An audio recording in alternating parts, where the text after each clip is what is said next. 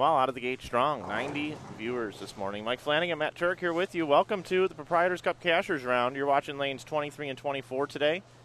Happy to have you here with us. Take a look at that pairing sheet over there. There you go, It's Mike. acting as a mouse pad for us. All right, so this morning, lanes 23 and 24, we've got Zeke Bate, Chuck Fisher-Keller, Brett Shepard, Justin Veach this morning. We have lanes 23 and 4 for you, and good news, bad news. Bad news is that's the only pair we have for you today during the Cashers Round. 6 games this morning. But we're going to get the dial into coverage a little bit and really take a look at focus and showcase 4 bowlers each particular time. I've got my wireless mic. I'll be running around. I am Mike Flanagan, Matt Turek, as I said. You're watching InsideBowling.com. This weekend's coverage brought to you by Turbo, Driven to Bowl, here at the second annual Proprietors Cup weekend. Matt Turek, how are you? I'm good this morning, Mike. How are you? Oh, I'm doing pretty good. Waiting for my Powerade to come out of the machine as it gave me a Minute Maid pomegranate fruit passion slushy surprise or something. It just certainly was a surprise, I'm sure. Yeah, so just to let you know, we will have all of the elimination rounds. They will cut to the top 10 from here. All 25 bowlers this morning are going to cash. $850 the last cash spot. The first cash spot is $15,550, I believe. I'm going to go to the IBTV live page and go down below and check the tabs. They were up there. Yeah, here we go. Payout. Yes, $15,500 is what it is. And I don't know what I got going on here with my computer, but we want to welcome you all in this morning. Hope you're enjoying this early morning coverage, game number 1. You're looking at your USBC Open Championships singles title winner right there, Zeke Bate, 20 years old. And we call him a friend here. Yeah, he's definitely a big supporter of what we do. Has been now for a long time, and I give him my support. I'll wish him good luck today. We are at Beaver View Bowl. Beaver View Bowl. Yep. And outside of Dayton, Ohio.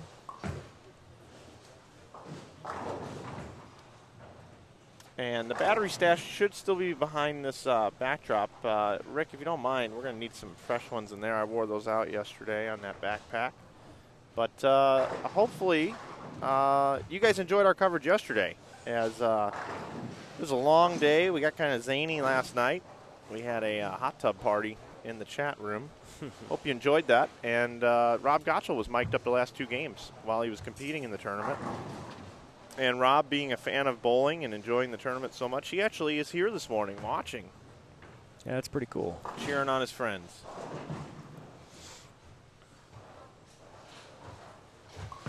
The other bowlers that made the cut here today, lanes 25 and 26, Jake Washington, Jason Sterner, Bob Hale, Anthony Simonson. Down on 27 and 28, Kurt Pilon, Craig Nidifer, George Gohagen III, Sean Maldonado, and Rick Miller. So 5 on that pair. Down on lanes 29 and 30, Joe Navarra, Chad Roberts, Dean Billings, B.J. Moore. 31 and 32, Jimmy Cook, Chris Klaczynski, Eric Copping, and Alex Aguiar. And down on 33 and 34, A.J. Rice, Adam Barta, Anthony Pepe, and Sebby Silvestri down on 33 and 34 here at the 60-lane Beaver View Bowl. Matt Turk. That's right. We got a good question here in the chat from Noel. Wants to know the breakdown of right-handers versus left-handers and even two-handers here in this cut or this cashier's round. I can definitely do that for you. I'll get the roaming mic here in a minute, and I can get down to almost the end pair. Thank you, Rick. So cruising right along. Good morning to everyone. We hope you're having a wonderful Sunday morning here, wherever you are, in whatever part of the country you are. And if you're on the West Coast, thanks for getting up in your pajamas this morning. And it is available on your mobile device, so if you have an iPhone and you go to InsideBowling.com and click on the streaming link right above, you can watch it while you're laying in bed. Yeah. Yeah, you don't even have to get out of bed to watch us. It's the beauty of the internet and the age in which we live nowadays. Lane 25, you saw Jason Sterner run over the rack and leave a 7-pin. He gets out of the gate slow the last 2 days. Looking to change that. He bowled 190 2 days ago, and then 300, 286 in the Ace Mitchell Team Challenge, which seems like 3 weeks ago. And then yesterday, 80 out of the gate, and here he is in our top 25.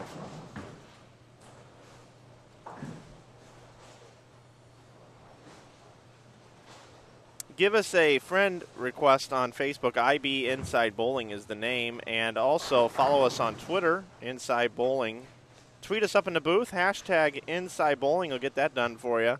And do us a favor, all this archive footage will be on our YouTube channel. And I've edited some video while I've been here already this week.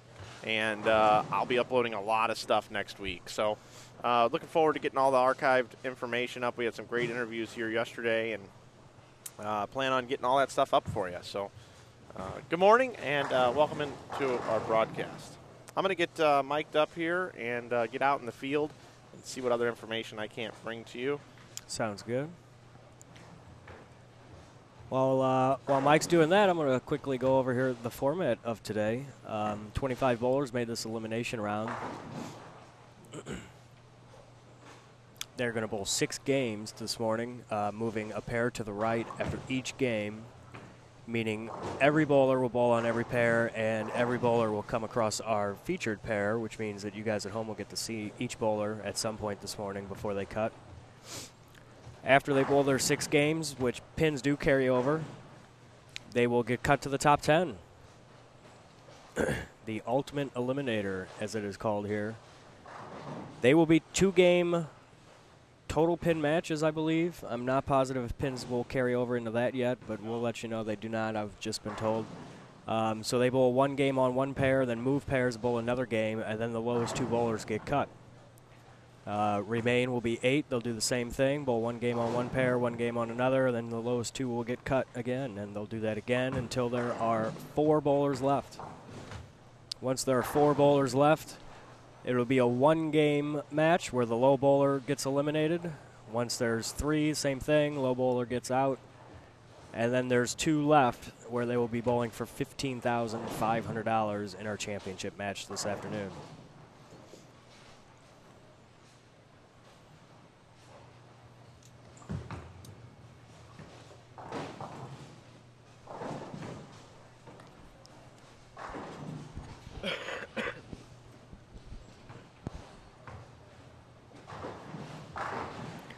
Once again, as Mike said earlier, you're currently watching lanes 23 and 24. Zeke Bate, Chuck Fishkeller, Brett Shepard, and Justin Veach.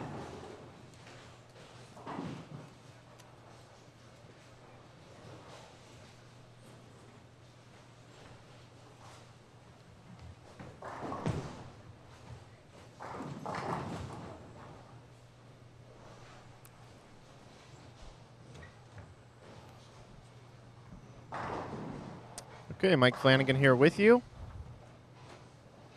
And I now have the wireless mic, so I am in good shape. I'm going to be down up on the bowler's mat, so I won't speak quite as loud as I was yesterday. Okay. Fresh batteries in the wireless. That should help.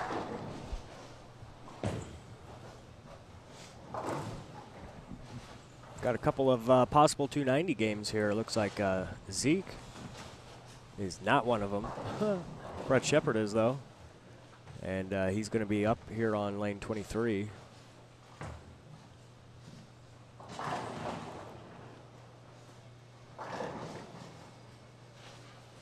As you watch Zeke get up on the approach now to bowl, he's got strike, 9 spare, 9 spare, strike, 9 spare.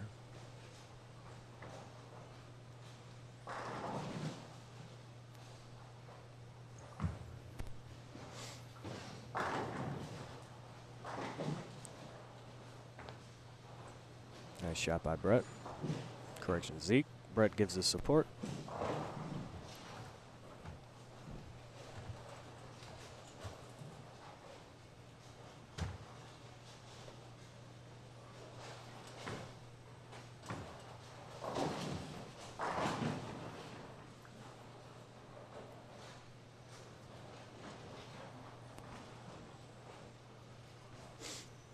Brett is taking his time.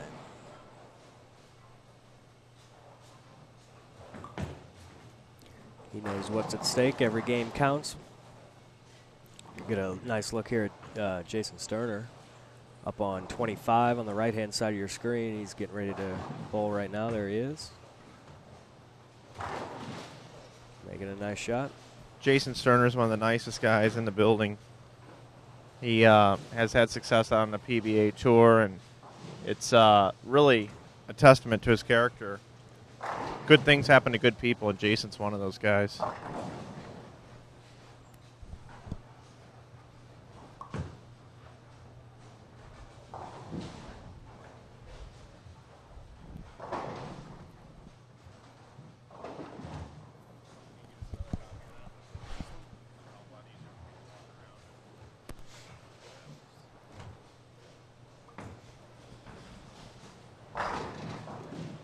I like that idea, Nick. Helmet cams, Mike. What do you think about that for each bowler? Helmet cams, good idea. I like that. Yeah. But some people's heads are all over the place, so it might be a Yeah. little shaky on you.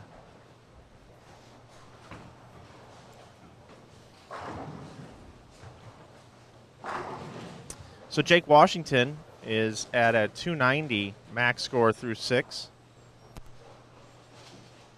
Bob Hale is perfect through 6 on lanes 25 and 26. Sterner, he's going to be happy with this start considering he's averaging 188 in his first game the last 2 days. Right now he's got 88 in the 4th with a strike up in the 5th on 25 and 26. And Anthony Simonson covered a split, a couple of 9 spares and a double, so everybody's clean on 25 and 26. I'm going to wander down to lanes 27 and 28. Let you know that Kurt Pilon has got 3 strikes through 5 frames, and he is clean. Craig Nidifer has missed a single pin and has only struck twice out of 5 shots. The others are all 9 counts, so a little early morning struggling for carry right now for Craig Nidifer. George Gohagen III is perfect through 4, opening 4-bagger. Sean Maldonado, double 9-spare, 9-spare strike through 5. And Rick Miller also on this pair, double 9-spare strike, 9, and he's throwing at a 10-pin now. Take it down to lanes 29 and 30. Joe Navarra, triple 8-spare, 8-spare strike through 6. Chad Roberts, a couple of 9-spare, strike, 9-spare, double. Dean Billings, 87 in the 5th. Rough start for him. He's got a strike up in the 6th. He's working in the 7th. B.J. Moore, 9-spare double, and then 3 9-spares to go after that. So carry a little tough for some of our competitors here this morning. Down on lanes 31 and 32, Jimmy Cook. 9-spare strike, open, triple. Chris Lazinski, strike, 9-spare, double, 9-spare strike through 6. Eric Kopp, opening 5-bagger, then a split, and a 9-spare through 7. Alex Aguiar fans, we know we have those in the chat. Strike, 9-spare double, and a couple of spares to go after it. He's up on lane 32 in the 7th. And then last but not least, down on 33 and 34, A.J. Rice, strike, 9-spare, strike, 9-spare, then strikes all the way up until the 9th. Adam Barta also on his pair. Just below him, 9-spare strike, 9-spare triple, 8-spare strike up in the 9th. And lane 34, Pepe, your tournament leader, has 218 in the 8th with a strike in the 9th, so possible 278 for Anthony Pepe. Big start this morning for him. And Sebby Silvestri also bowling very, very well this morning.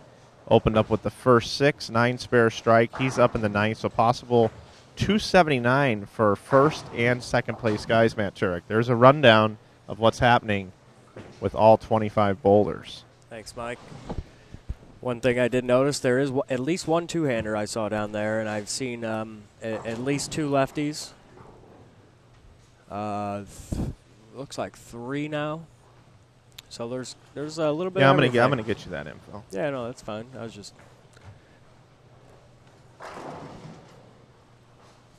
passing that along.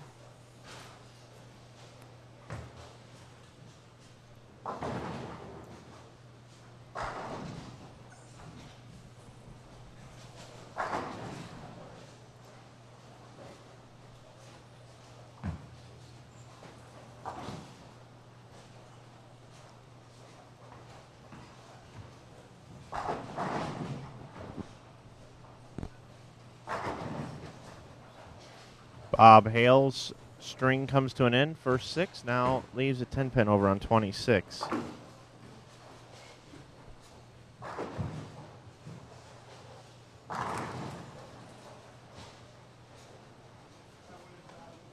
Veach working on 290 here, man. Yeah, I noticed. He's rolling the ball nice this morning. Drinking his giant can of Mountain Dew. That's the biggest can of Mountain Dew I've ever seen. It's like a 24-ounce can or something like that. Well, if Jeff Riggles was here, he'd be loving it, although he's the diet Mountain Dew guy. I like that commercial where the NASCAR driver trades his NASCAR for the last bottle of Diet Mountain Dew.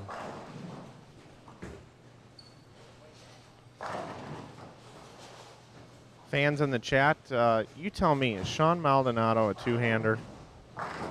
I'm going to classify him as a regular bowler, although he's got an unorthodox style. You can almost say he's a two-hander.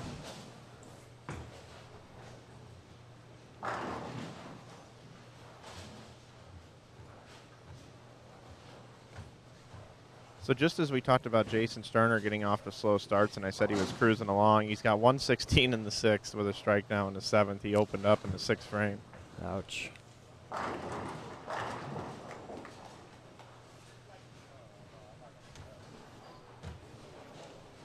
Nice shot for Brett Shepard there.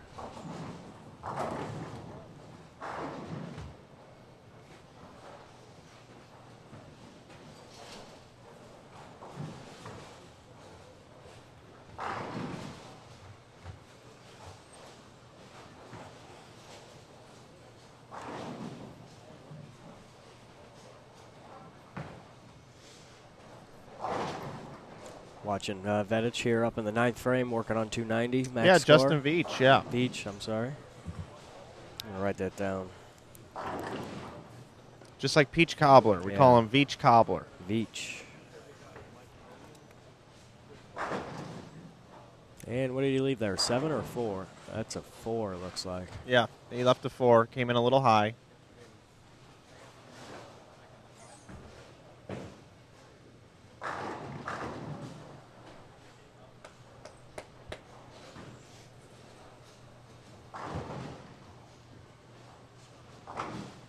Coming up next game on our feature pair, we'll have Anthony Pepe, your tournament leader, and Adam Barta, along with A.J. Rice and Sebby Silvestri.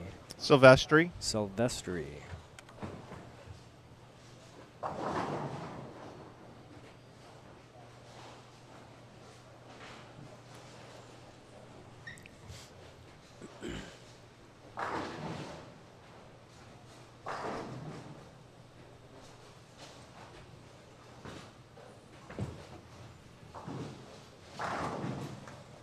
Brett Shepard with a nice shot. Wondering if we have any of the Louisville fans in the chat already this morning. How many viewers we got at this point? At the moment, we have 123. Wow, good morning, everyone. Yeah, there's a lot of them out there. I'm parked down here behind 27 and 8, so Matt and I are separated at the moment.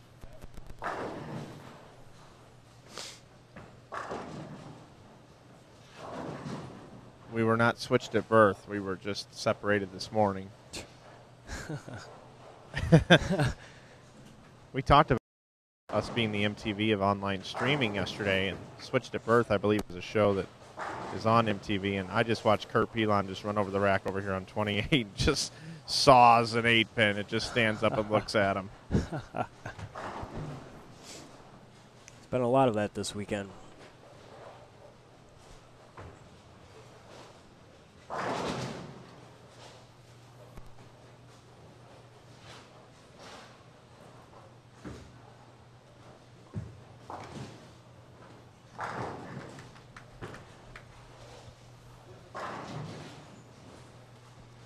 B.J. Moore is in this field. He hit the strike jackpot Friday night in the Ace Mitchell Team Challenge for $1,150. Yeah, how cool was that? Yeah. He went about 6 bowlers without it getting hit. Lots of 9 counts, and then he stepped up there and took it home.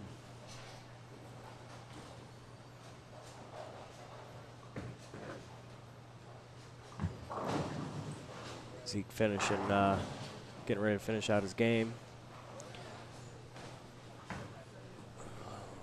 He's got one more shot left here. He's got, let's see here.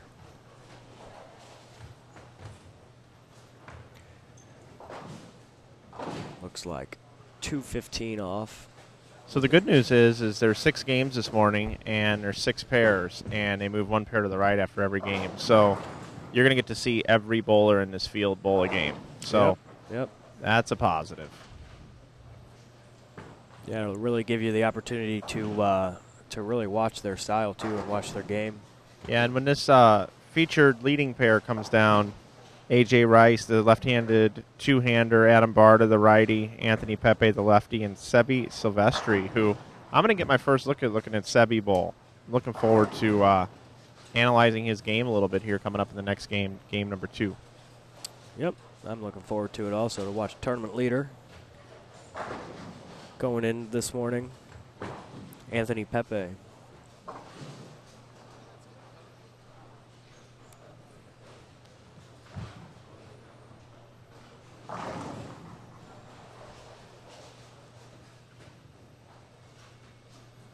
Looks like one pair down there's got 5 on a lane, huh? Yep, that's the Gohagen pair. Okay. Pilon, Nidifer, Gohagen, Maldonado, and Rick Miller. Yep. How about that final match, or that ending last night? That there, roll-off? the tie between Bill Story there and Gigi Hagen. That was exciting.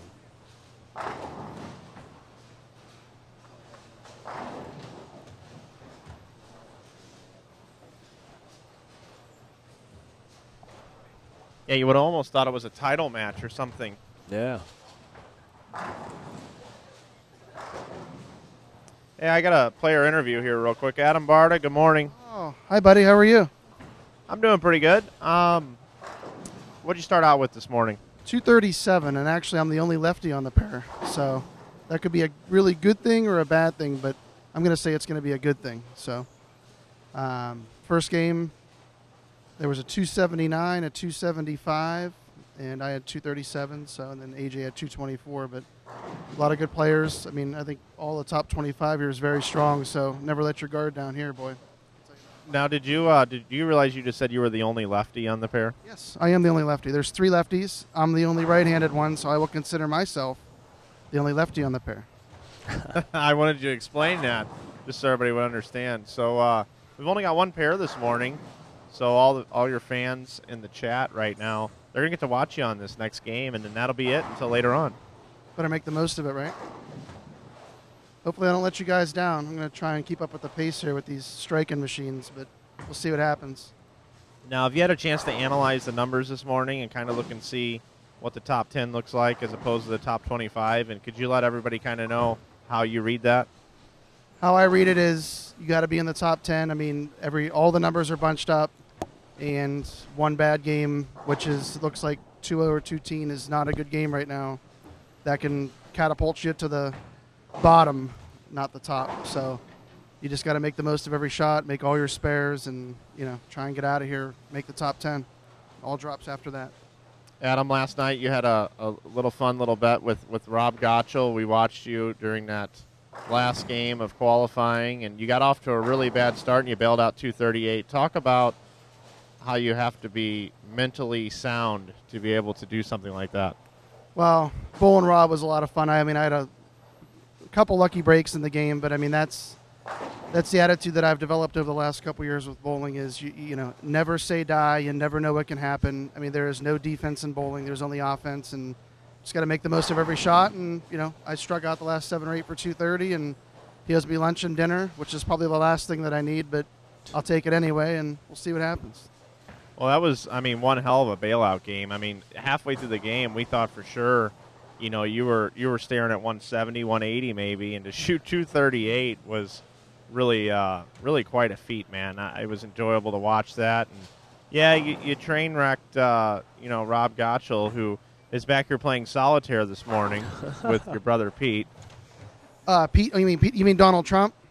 Pete Barta, Donald Trump. He's got to be He's 29 the most famous by now. person in the world. You didn't know it? Just ask him. Yeah. No. Rob's a good guy. We're great friends, and it's always fun to finish qualifying like that with a nice little friendly bet, and kind of motivates us both. So it was a lot of fun. All right, Adam. Looks like your pair's about to get going. Good luck. Thank you, guys. Yeah, these guys down here are literally playing solitaire. Matt, Pete Barta. I say solitaire, but you guys have scratch-off lottery tickets down here. How much did we invest this morning? Let's see. So far, we did 60. We're with Jim Cook's with us, too. And we got 28 back. So, of course, we went 60 more. So we're in for 88. But we'll probably win, I don't know, what, $2.3 million or something like that? No, it's really crazy down here. They have got lottery tickets everywhere, and Rob is actually distributing them to who gets what. If we lose, Gottschall's going to go out front, take his shirt off. He's going to go get our money back from some strange lady. Nice. I like it. These guys are having fun down here this morning, Matt. They sure are. Pete's been aging in reverse all weekend. Yes, he has. Last night he finished out about 31. He's got to be about 28 by now. And it's kind of a running joke going on.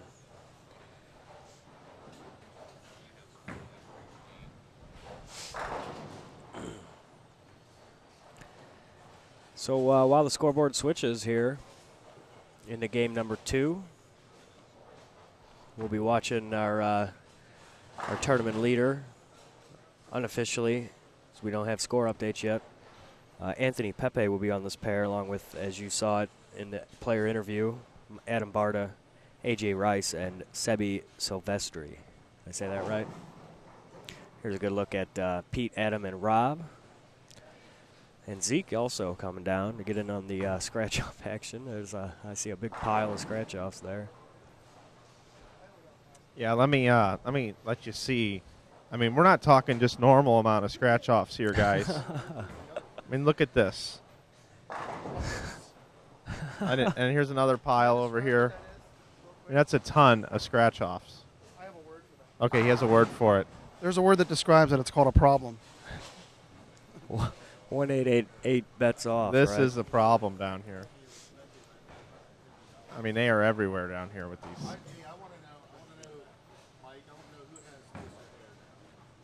Good morning, everybody in the chat. Viewers are piling in. We're up to 144 right now. Thanks for joining us here. This is the beginning of game number 2 here in the Cashiers round. The top 25 are bowling 6 games, moving 1 pair to the right. We are currently waiting for 23 and 24, our only featured pair, to come back online. As you see, the bowlers there are waiting patiently.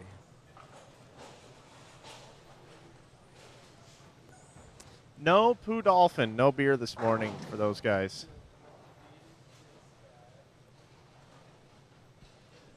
Now, Pete Barta wants to know, who has better hair now, Rob Gottschall or him? It's got to be Pete. And for those of you that don't know Pete Barta, he had gray hair for the longest time. And now he did a Facebook fan poll, and everyone said he should get his hair dyed. Oh, is that how that happened? He's feeling really young now. Yeah.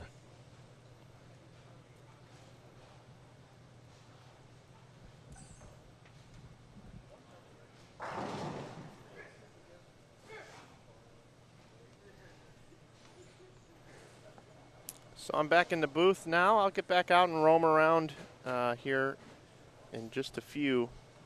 Give you more of an update of what's going on around the lanes. Also, Rick, if we could, we should have probably put the standings up after yesterday down below, but we'll wait for game number 1 now at this point. So it is 6 games of qualifying still this morning in the Cashers round. All pins carry over, as Matt Turek mentioned. And then we are going to cut down to the top 10. And 5 of the 10 will be on lanes 5 and 6. And 5 of the 10 will be on lanes 7 and 8. And they are going to bowl 1 game. And then those two pairs are going to flip-flop and bowl yet another game. So that way all of the competitors will bowl on the same two pairs of lanes. It'll be total pinfall. We're going to tally all those up and eliminate the two lowest two-game total pinfall bowlers. So then we'll be down to 8. And pins don't carry over for that portion, correct? No, it's once you make it, it's just you bowl on these two pairs, and then that's it. Yeah. So then we'll have 8. So then they'll move down to lanes 9 and 10 and 11 and 12, and we'll put 4 on 11 and 12 and 4 on 9 and 10. And they're going to bowl one game, and then they're going to switch pairs again. And they're going to bowl another game, and then that's going to be the total combined pinfall for the two games, and we're going to eliminate 2 more. So then we will be down to 6. And we go down to lanes 13 and 14 and 15 and 16, in which we do it all over again. And there's 2 and 2, right? No, there'll be 6 bowlers. So there'll be 3 and 3. 3 and 3. Yeah, we'll be down to 6 bowlers. We're not cutting in half, sorry. So we'll be down to 6 bowlers, and we will eliminate 2. So then they will move over to lanes. At that point, I guess we'll go 17 and 18 for all 4 of them will bowl on that pair, and we'll eliminate 1, and then they go over to 19 and 20 to where the top 3 will bowl. They'll eliminate 1, they'll stay on that pair, and then we'll have a two bowler match for $15,500 for first place. Second place will be $9,000. Third place, $6,080. Fourth place, $4,960. Fifth place, $3,200. Sixth place, $2,560. Seventh will receive $2,020. Eighth place, $1,860. Ninth place, $1,580. And 10th place, $1,384. And if you want to see this whole prize list, go down below on your insidebowling.com/videos/IBTV live page up in your browser. Go down all the way, scroll down to the bottom. It's just above our links, and you'll see the 2013 Cup Payout tab provided by Rick.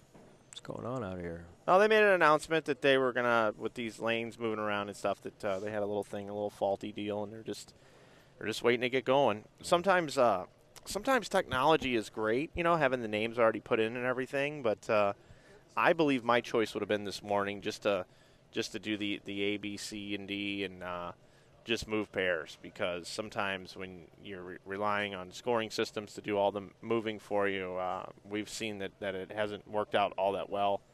Even at a national level, the USBC Open Championships have had some troubles this year, which is unfortunate, but sometimes we get a little too big for our britches, and really it's just easier to keep things simple, stupid, Yep. But so right now, just a break in the action, I guess. Might as well, let's check in on the scratch-offs, because they are scratching that gives us something to do. And Adam Barta, look at him. Adam Barta mentioned just a little while ago that these guys have a problem. But look what he's doing. he said that they, and it's so quiet in here. Yeah, that they can all hear us now. But so look at them down there, just scratching diligently. Can't get enough. They're going to wear a flat spot in their quarter. And there's Rob Gottschall, who yesterday was mic'd up for 2 games. And that was a real treat. There's Anthony Pepe now wanting to see what kind of winnings has happened. Maybe Anthony Pepe is going to tweet us up here in the booth. They were flying in earlier from the Louisville fans. Oh, yeah. There's some Texas fans coming in right now. So a scratch-off break in the action. Oh, it sounds like they won something. I thought that was a tornado siren for a minute. All right, they're excited. Yeah. They hit for something. Yeah, so really exciting. Look at the tweets coming in. Andy Bowlerman. Yeah, they got Jimmy Cook and Blind Charlie in on the action now, Bumpus. Absolutely. Now Brett Shepard coming over to take a look. Next thing you know, the scratch-off machine's going to be out of scratch-offs here in the Ohio Lottery. This is 100% legal. You're watching live coverage of Scratch-Offs 2013, the World Series of Scratch-Offs. I'm Mike Flanagan here with Lon McCarron up here in the booth, and we hope you're enjoying this coverage of Scratch-Off, World Series of Scratch-Offs here on InsideScratchOffs.com. If you want to see archived footage of our scratch-offs from last year's scratch-off championships, you can see that on our. All right, so it looks like they're back. Everybody's back. moving now. On, yeah, all right. Let's get back to bowling. Thanks for that break in the action there. Yep. Yeah. Oh, yeah. Now Barta wants to make sure that we know that Pepe scratched one as well. All right, guys. So back to the action. Game 2, Cashers round. And we're getting a look at A.J. Rice, Brooklyn. 23. That's pretty funny. He says lefties have an advantage in scratch-offs. Oh, man, there's a 7-pin. So A.J. Rice, as far as I know, the only two-hander in the field. No, what's the blue shirt? That's the kid you were asking the chat about, huh? In the blue down there, Anthony. No, Maldonado. Is that his last name there? Sean Maldonado. No, well, this Anthony kid, he's two-handed as well. Anthony who? I don't know. I can't read his last name. Anthony Simonson. Yeah. I didn't catch that. Yeah, he was the one that I was referring to earlier. When I mentioned one, I didn't see AJ.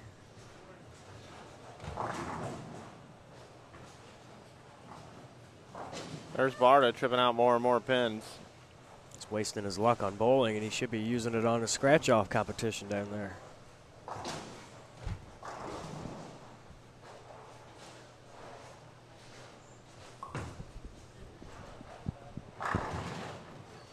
Wow, I've seen some blower 8s, and yet there's another one over there by Bob Hale. Nice look at Anthony Pepe. Yeah, Pepe's sporting the jeans today with white belt, black Storm shirt. That's the same Storm shirt I was wearing yesterday. Yeah, my favorite one. Yeah.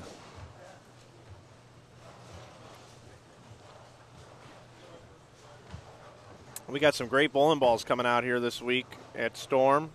The Marvel S and the High Road Pearl. Go check it out. Yeah. There's some good reviews on Facebook right now about those two balls I noticed this morning. Thanks to Jeff Riggles and his 11thframe.com blog. They were posted 2 hours ago about the Marvel S and the High Road Pearl.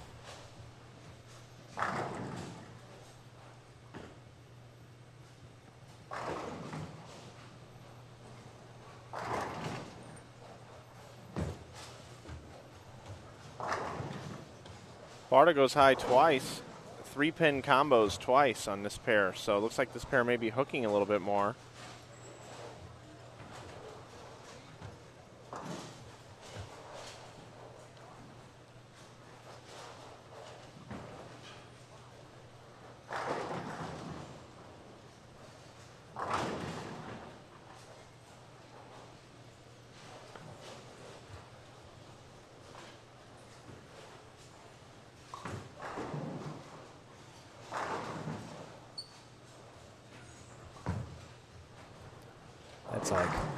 It's like watching butter get made. Yeah, boy. That Pepe's pretty good. Yeah.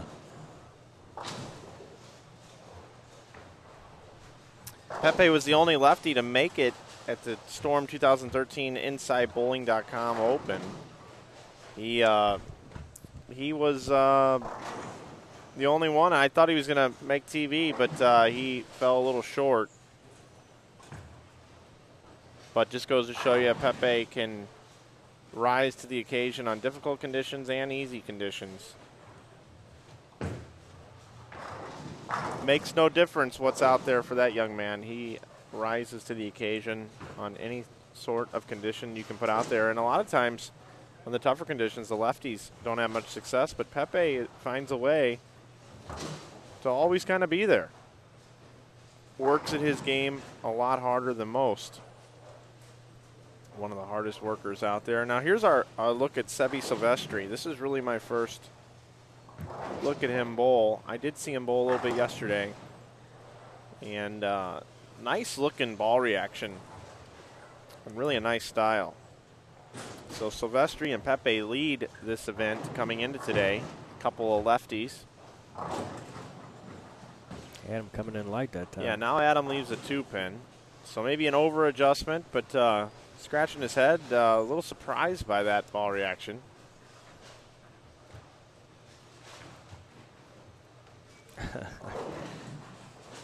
Go Pete inside scratch offs. That's right. He needs more money. Yep. Needs to buy some more hair dye.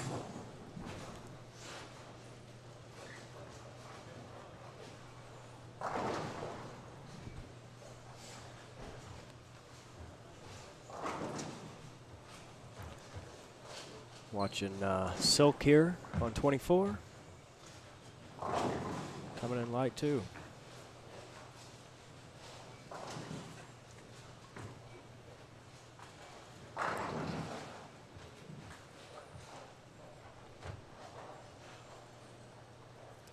There's Sebby throwing the IQ Tour Pearl. Oh. Man, it looked like he got that one way out there. Yep. Well, when you miss left and you're left-handed on a THS, typical house shot, modified a little bit, it's going to get back. And there's just enough blend to where if you dump it left, it's not going through the face either. Mm-hmm. Where you'll see on a lot of the crowns out there, or the top hats, I should say.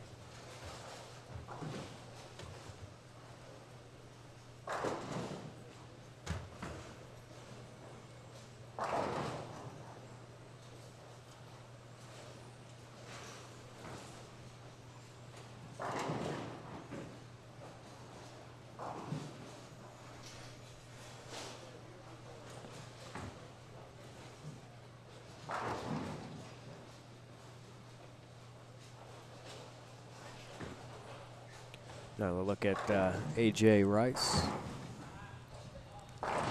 Sounded like he didn't like that one. Came in a little high. This pair looks a lot more wet-dry. Yeah, it definitely does.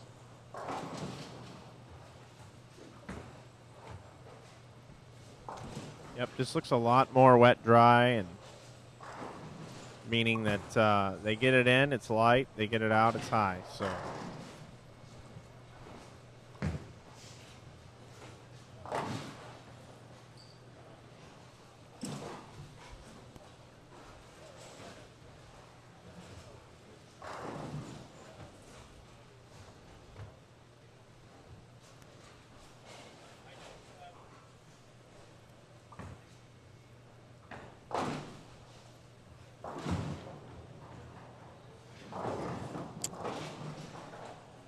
Pepe crumbling up the pins. Those twister pins are twisting around for him.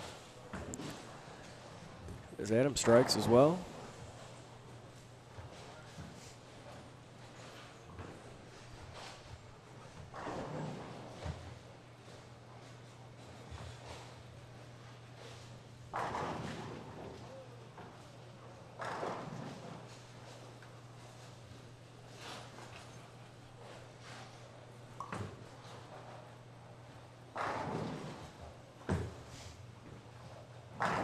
Nice shot for AJ.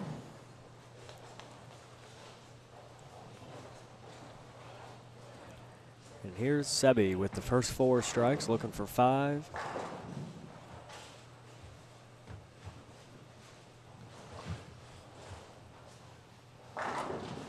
Makes a nice shot there.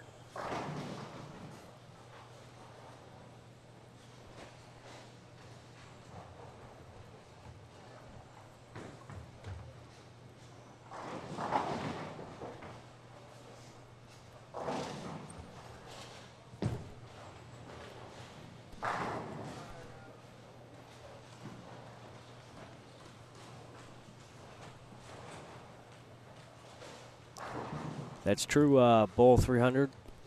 Sorry, C. Pickett. He is a beast. Anthony Pepe, he's up on the right lane. Was the tournament leader after the qualifiers round last night.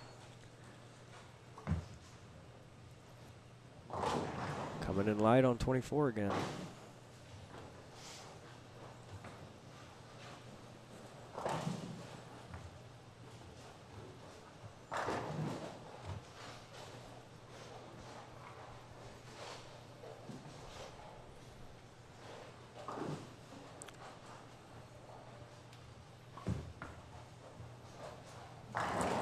And Sebby is just packing them in right now with that gold ball. 6 in a row.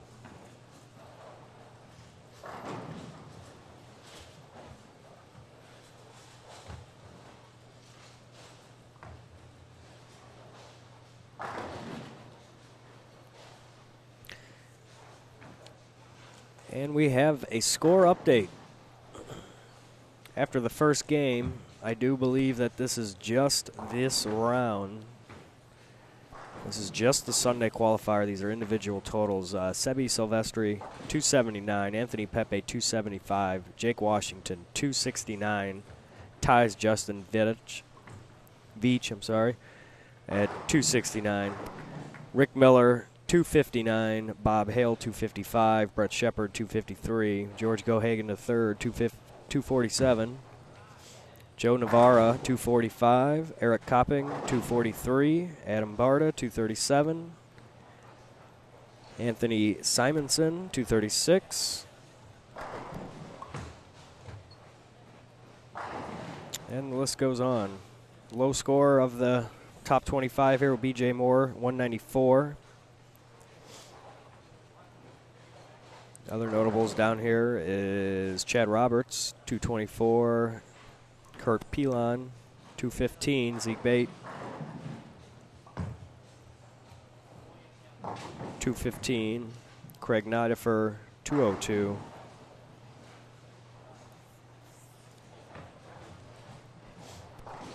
And there you have it. Those scores should be updated under your tabs here shortly.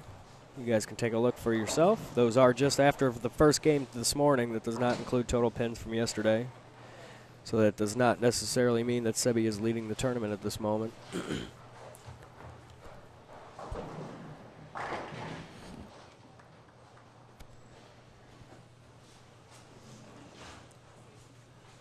So we'll get Anthony Pepe again.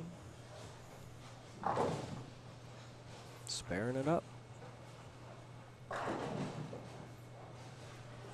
Hey, Matt, was it camera 1 cable that wasn't very good yesterday? Yeah. Yeah.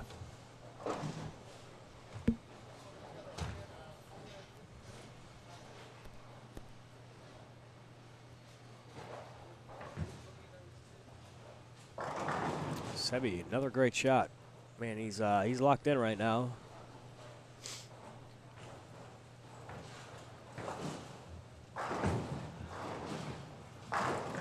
AJ Rice hits him hard. Yeah, those standings after game 1 should be updated down below.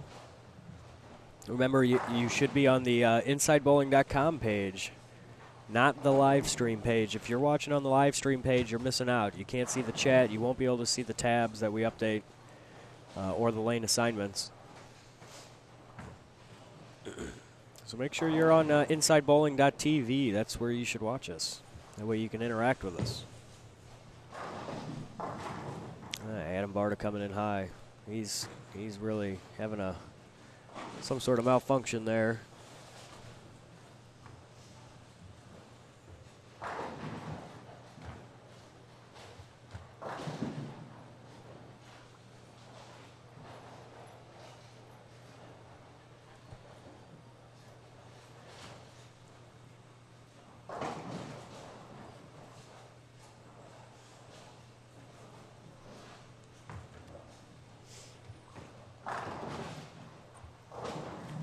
Look at Zeke there on the right side of your screen, striking.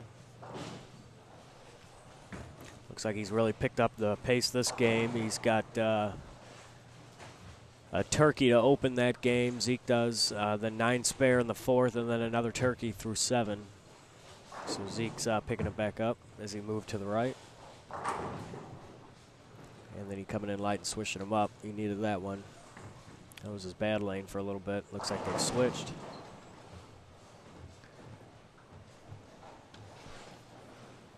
And here is Sebby again.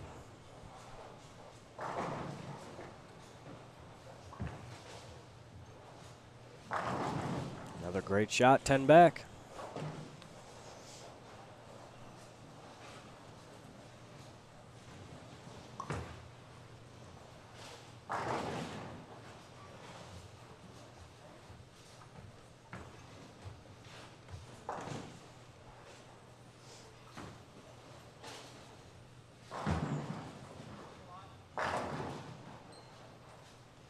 A.J. Rice, 10 back. He's got 4 in a row.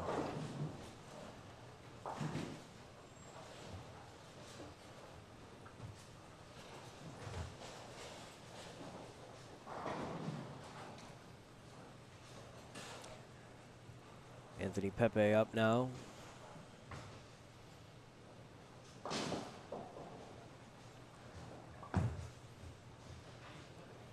Got that one out a little wide. Coming in light, leaving the 7-9 with 2 pinfalls late. Looked like that was a lights out that he's throwing.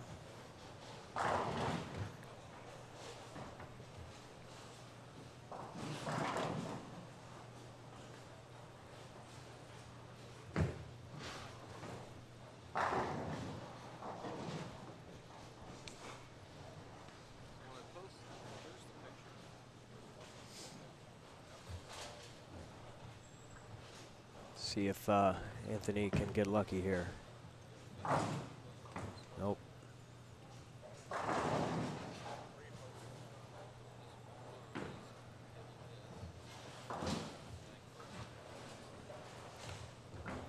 Sebby is getting set on the approach. He has 8, looking for 9.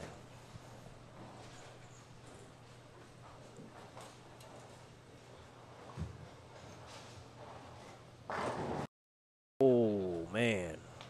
Talk about solid 8 and 9s, man. That messenger kicked that out, gives him 9 in a row. First 9 strikes for Sebby Silvestri. A.J. Rice working on a 4-bagger, gets up on 23. Hits him hard.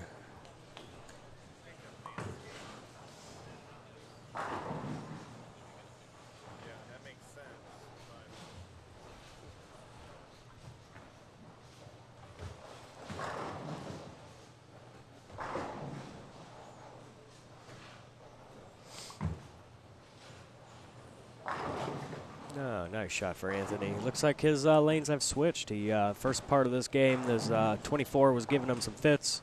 Came in light a couple times. He was striking on 23. Now halfway through the game, that has switched for him. Started striking on 24 and struggling on 23. It's interesting to see how that works.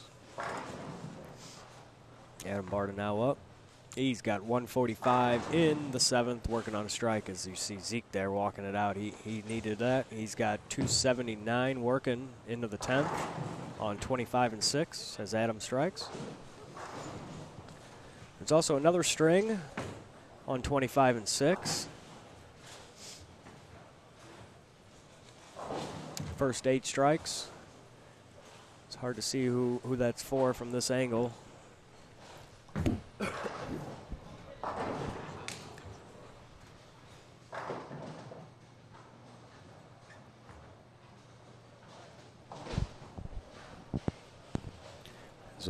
Sebby Silvestri now up in the 10th frame. First 9 strikes, throwing the IQ Tour Pearl. This is our first look at him bowling, as Mike had mentioned earlier. He's got to get up, and he carries it, coming in light. 10 in a row, Matt Turek. Yeah, That's exciting. Right. It is very, exciting. very exciting down here. Okay, so we're right in the middle of a 300, but Pete Barta wants to get involved here and wants to give a shout out back home. It's only AJ. Yeah, Alan, one of them's your wife. Hi, Sam. That's Christine Felmley, Mary Beth Eakin White, and Heather Gold. And AJ's going to shoot 300. Right here. Sebby Silvestri, you mean? Yeah, Pete Bard is in his own world down here. Stick with the scratch offs, Pete. All right, so here we go. Looking for the first 11 in a row. Sebby Silvestri, lane 23, guys. The only pair we have. We knew this was going to be exciting. There we go. Little late hit on the 7. Nice shot for Sebby here. I got a nice look from the side. We'll be able to watch his 12th ball. So here we are. It's the Proprietor's Cup Cashers Round. Sunday morning, $15,500 up for grabs. Sebby Silvestri came in to today in second position, trying to make it into the top 10. Game number 2 of qualifying here. Front 11, looking for perfection. 300 game here on InsideBowling.com. Lanes 23 and 24. Proprietor's Cup, Beaver View Bowl. One more to go. Oh, and he carries that. What a bird 7. dog messenger there. 300, Sebby Silvestri. There we go. See if he wants to talk to us.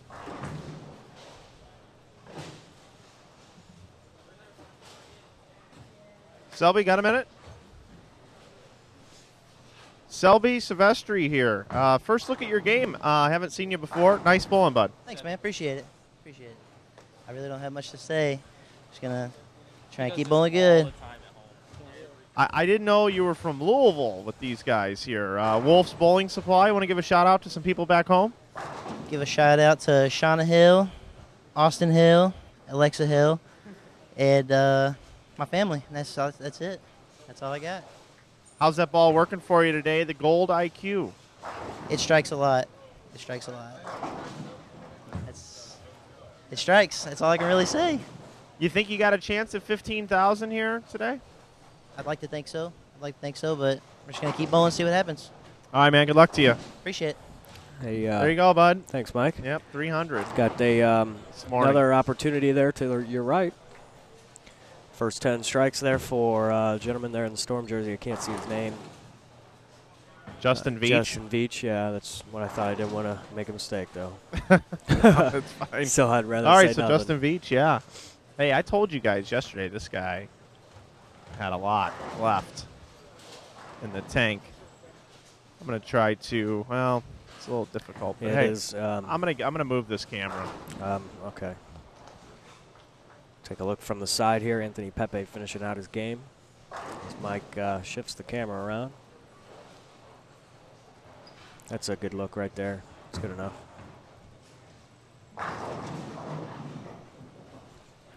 There you see him there, Veach, on 25. Has the first 10, looking for 11. That's right. And he gets it 10 back. Man, that was flush. So again, game number 2, Proprietor's Cup. Second version of this thing. And scores aplenty this morning. That's Justin right. Veach looking for 300. We just saw one on 23 and 24 from Sebby Silvestri. Justin Veach looking for perfection. Zeke Bate finishes out 279. Yeah, that boy. So as we say, scores aplenty. But here is Justin Veach now. Has the front 11, looking for 300 here. Second game, Proprietor's Cup Cashers Round. Oh. 299 for Justin Veach. 10 pin. Very nice bowling, Justin Veach. 299. Take it back to our side view here while we move the camera back. Get a nice look again at Anthony Pepe. He went strike in the 9th and double in the 10th. This is his 12th ball on lane 23.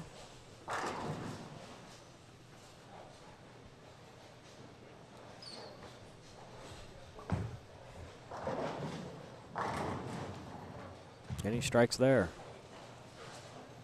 Shoots 215, it looks like, from back here.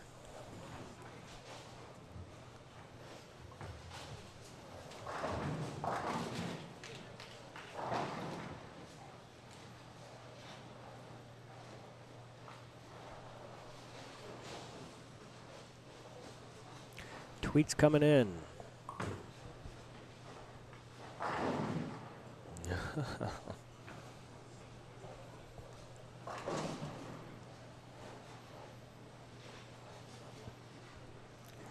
And while we take a little break here, we do have total pinfall updates now. Anthony Pepe is still on top with 31-61 after one game of Cashier's round here today. Selby with 300 games, shot 279 that game. He's sitting second, 55 pins behind. So it looks like he's going to jump into first this round after Anthony shot 215. Sebby had 300. Rick Miller is in third, 30-81. Jake Washington in fourth. Eric Copping in fifth. Adam Barta in sixth. Anthony Simonson in seventh.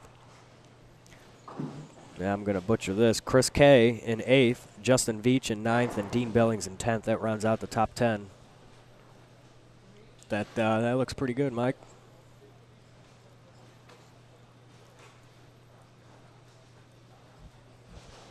So excitement here this morning, as we just saw 300 and 299.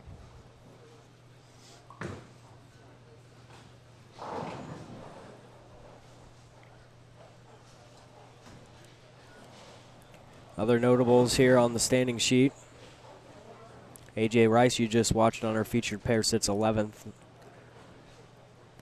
Sean Molinado sits 13th. Zeke Bate 15th. Brett Shepard 16th. George Gohagen a third 18th. Jason Sterner, PBA member 19th. Kurt Pilon, PBA member 21st.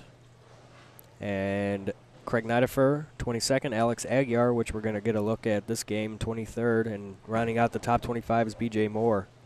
That number is 29-29 after one game of Cashier's round, Mike.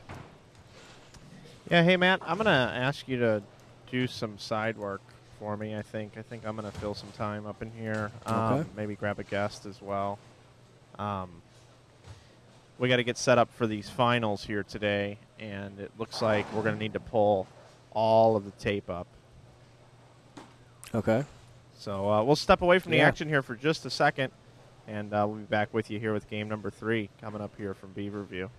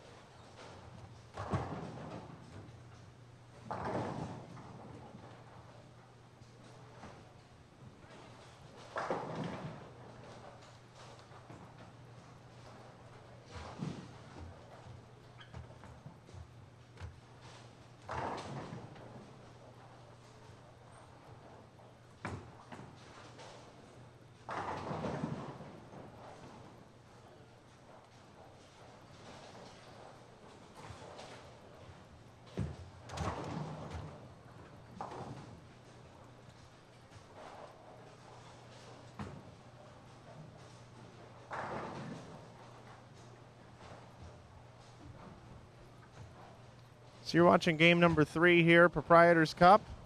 Got some new folks coming over to our pair. Action underway, third frame.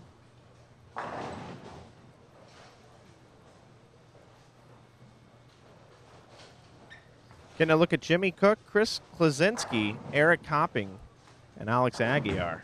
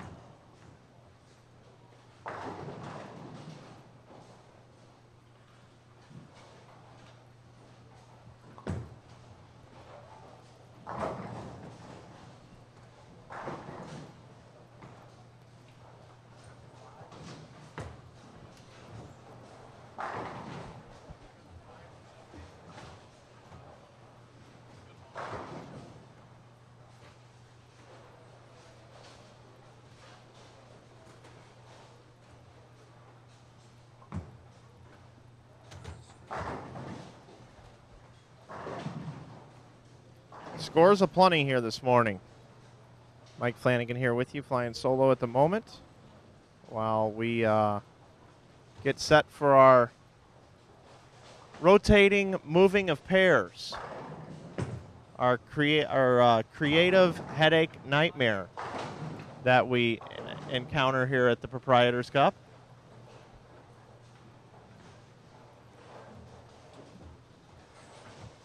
Trip hazards aplenty coming up here this afternoon. We'll see if we can get an 8th camera some way somehow to just keep an eye on how many people trip over our wires. Tweet still coming in this morning.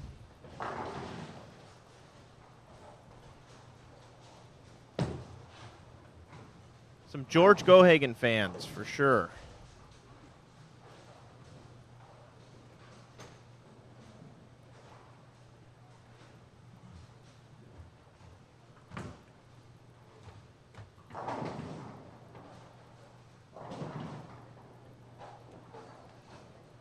Chris Pickett wants to know where we're headed after today. Well, I'm going back home to St. Louis for a week. My niece is getting married. And then the following weekend, I will be at the U.S. Open, not for Inside Bowling, but for Storm. I'll be doing the In the Bag features with Louis Ouimet for Storm.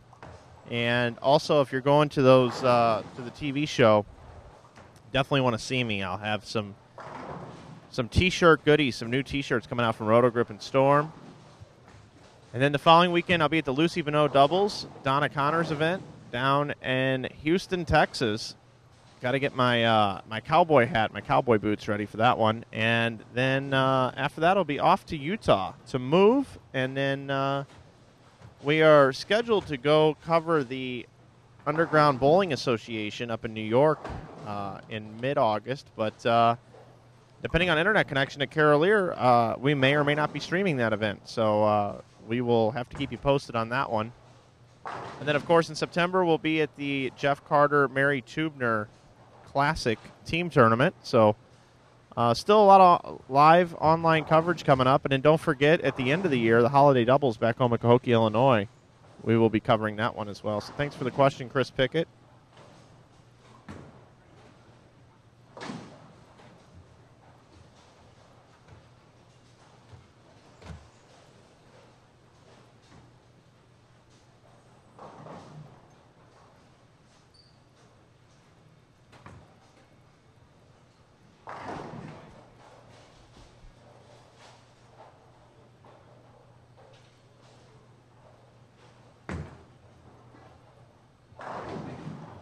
We've been getting a lot of live streaming requests, and there's just not enough of us to go around to make it happen. Unfortunately, we would love to be at the Eric DeFreitas event, but just not going to be able to make it this year with so many things happening. But yes, Sebby does have them all this game as well.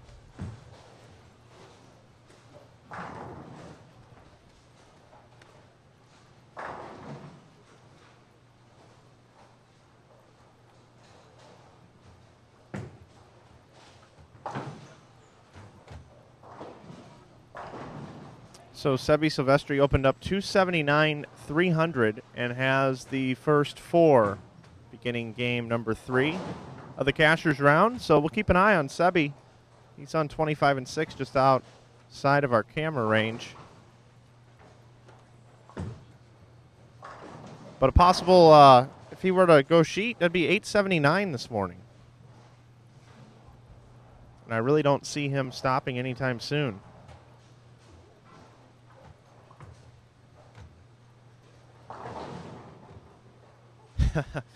And there was the roll of the 6 forward.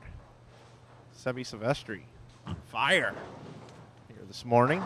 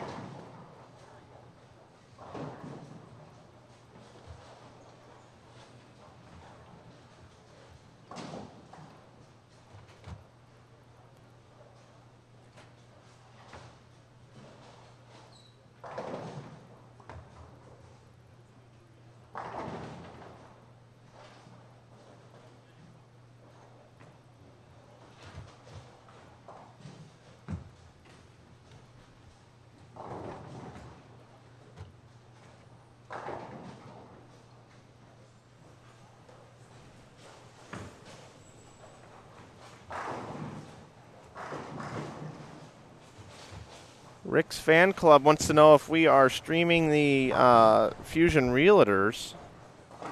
We have every plan to do so, unless you know something I don't. So a lot of times the folks in the chat know before I do. So the developing story here this morning, Sebby Silvestri. We just saw him shoot 300 right in front of us. And he shot 279 the first game, and he's off on lanes 25 and 26. And he's opened up with the first 7 in a row.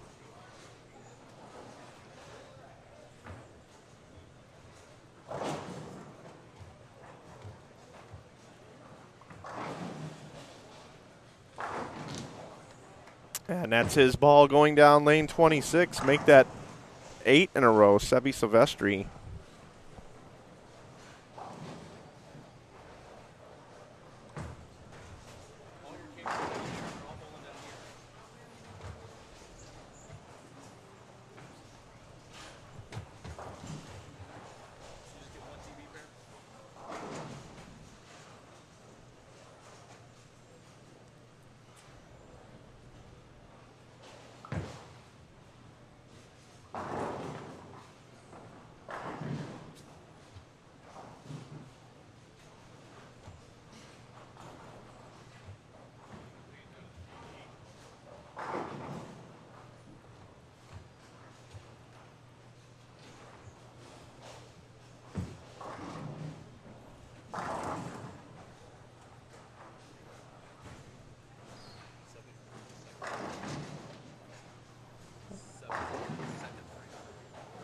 Yeah, 879 too, Rick.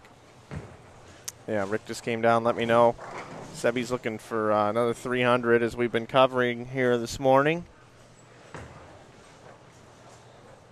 I will attempt to move our booth cam for you. Right now, our featured pair here. Score's still pretty good overall, even here on lanes 23 and 24.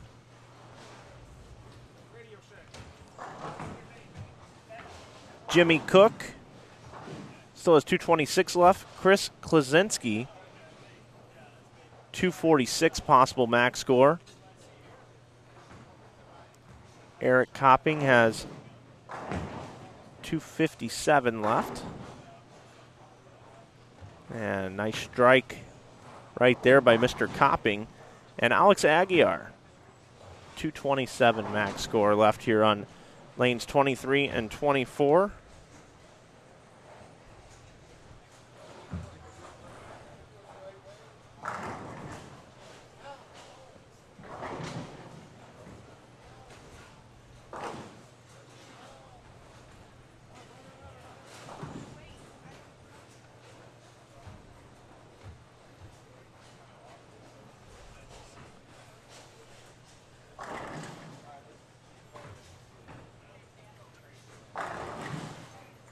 Sebby Silvestri is still striking. Make that the front 9. Got to get a camera move down there on this.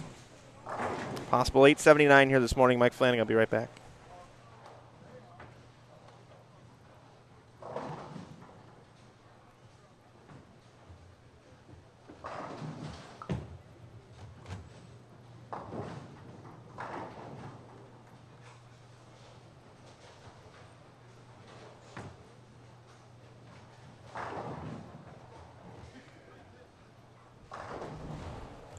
Matt Jarek back here with you.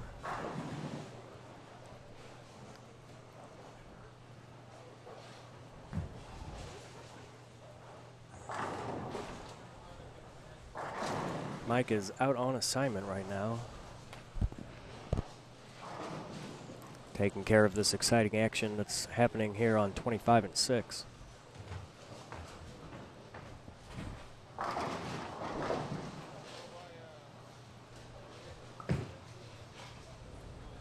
Yeah, Matt, I got things moved down here, 25 and 26, developing story. Sometimes we go with the flow when Is he going to be on the right lane? things like this happen.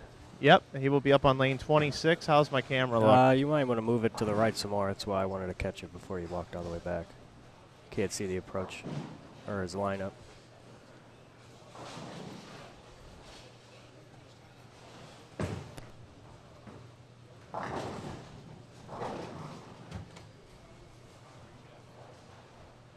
That's better.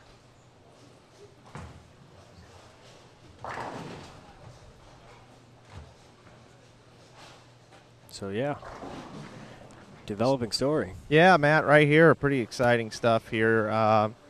Lane conditions, obviously, a little bit on the easier side here at this event, but anytime somebody goes 279, 300, and we have an opportunity to bring you back-to-back possible 300s for Sebby Silvestri and an 879 series, we're here to bring it to you. Lanes 25 and 26, we're here at Beaver View Bowl at the Proprietors Cup. Cashers qualifying round, game number 3. Sebby Silvestri up on the approach. Lane 26 from Louisville, Kentucky, looking for his 10th strike in a row on this pair. And he trips the 6-pin. Looked a little slow, maybe got around it a little bit more, but fortunate to carry the hit. So he threw 12 in a row the last game, and now he's got the front 10 here. That's 22 in a row. And because he was on the end pair, I'm not sure how many he had the game before, but at least 22 in a row here for Sebby Silvestri.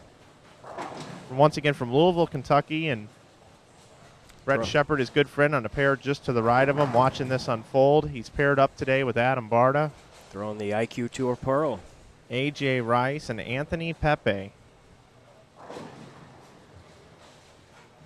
This would be 11, Matt. That's 11 in a row this game. Wow. Sebby Silvestri making quite a splash here at the Proprietors Cup. To open up with a possible 879. Unbelievable. It sure is, Mike. He's really rolling the ball nice right now, all morning long. Shooting 279, like you said. 300. And he needs 10 pins right here. Up on the approach. Needs all 10. Back-to-back 300s. He did it. Oh, wow. 879 to open up this morning. Sebby Silvestri. I'm going to talk to this guy one more time. Sebby, 879 this morning. Unbelievable, bud. It's my new high series. I would say so. You know, the gold IQ, Joe Scarborough shot 900 with that ball, and you were one shot away from shooting 900 with that ball as well today. What's it feel like to open up with 879? It feels really good. I'm not going to lie. I'm a little nervous. Like, it feels good. I got the jitters, so hopefully can keep it going. You've missed one time today. How many more times are you going to miss today? I mean, I can't tell you that. Well, yep. Just keep bowling, man. Keep doing what you're doing. You never know. Might get another one here. Yeah, that'd be nice. Back-to-back 300s down here, Matt Turk. Unbelievable. Wow. Yeah, that's very impressive. Nice shooting, Sebby. Wow. Don't get it more intense than that, man. We're all going camping now. Yes, we are. Intense. Going camping. That's right. That's the theme of the weekend. And yeah, the miss was in game 1. We're not sure what his actual like where. I can find out. I'll find that out. We're gonna find that out for you. Yeah, Sebby will tell me.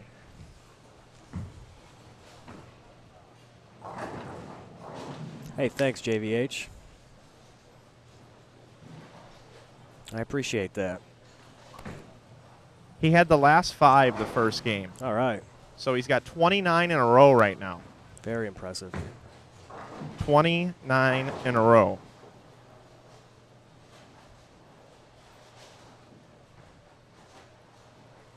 What are our friends in the chat saying here about this?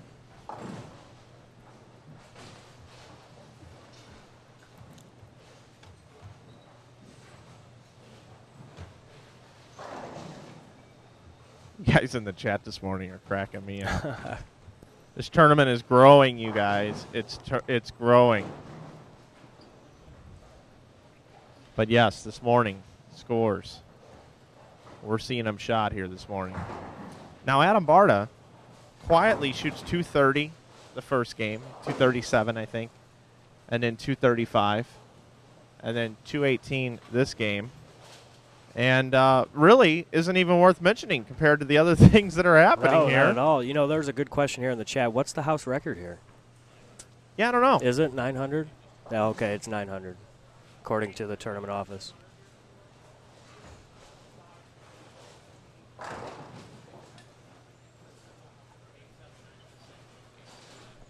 Oh, is it 8? Okay, so he tied the house record then.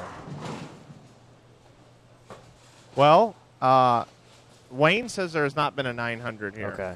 879 is the new house record, and this tournament is not sanctioned. Oh, it's not sanctioned. It's not sanctioned. Oh, I thought it was sanctioned. I just asked Wayne. He says the tournament is not sanctioned. Wow. I don't know. I don't know either. Hey, we just stream it, folks. We Yeah. just stream the tournament. Wow.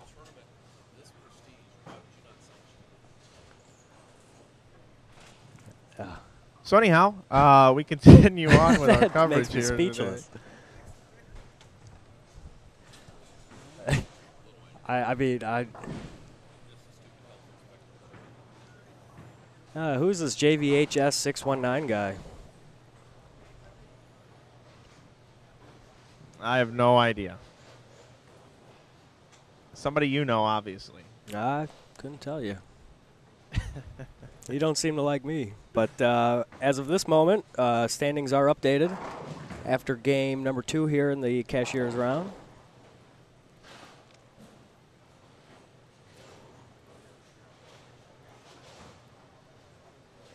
Apparently, a lot of people have a problem with him. Well, But no biggie. Who knows? We'll yeah, let him who stay knows for if this now. is real. No problem. No problem.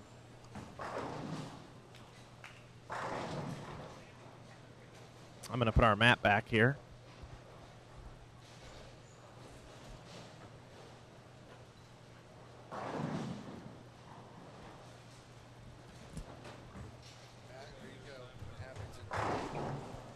Oh my God, Pete. It's not Mike Flanagan's thumbprint, that's for sure.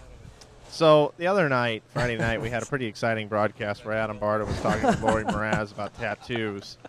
And somebody went over to the sticker machine today and got Pete Barta a tattoo, and he has put it in his lower back. And he just walked over and showed us. So, craziness here this morning. We've got 879. We've got our one camera pair. We're getting ready for the finals, trying to get our cameras set up and in place. And craziness out on the lanes today. And craziness shenanigans behind the scenes, too, with Pete Barta and company. So, hope you're enjoying our coverage. 3 more games here to go. Then we're going to cut down to 10. We're going to crown a $15,500 champion later on this afternoon here at the Proprietor's Cup.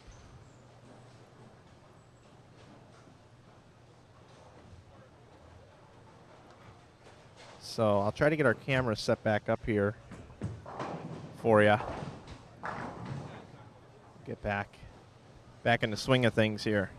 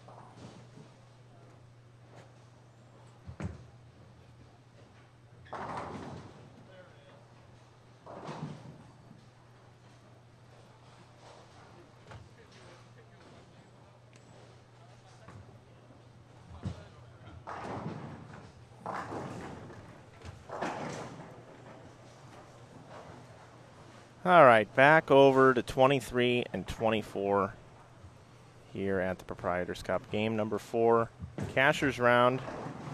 Mike Flanagan, Matt Turek, we are running around crazy trying to get everything set up here for the finals. Sorry we haven't been with you much with commentary as we look to cut down to the top 10 here this morning. A lot of money at stake. And skeleton crew here for us. Rick, would you do me a favor and go down and check on Sebby Silvestri for us? Let us know how he's doing in this game coming up. Certainly appreciate that from Rick. Getting a look here at Dean Billings, Chad Roberts, BJ Moore, Joe Navarra.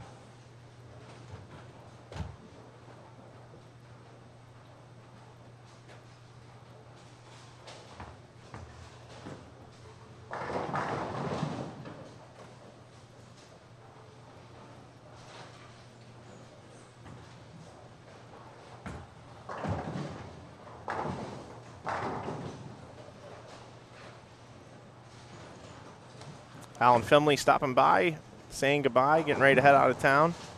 Appreciate him coming by, being part of our weekend here. Big supporter of what we do. We appreciate him, Alan. He's a good guy. So I want to welcome in all of our viewers. We want to thank you for watching all of our coverage here this weekend. 228 viewers here this morning. We're looking at lanes 23 and 24. We say Chad Roberts looks like Aaron Rodgers. You be the judge. He's up on lane 24 right now.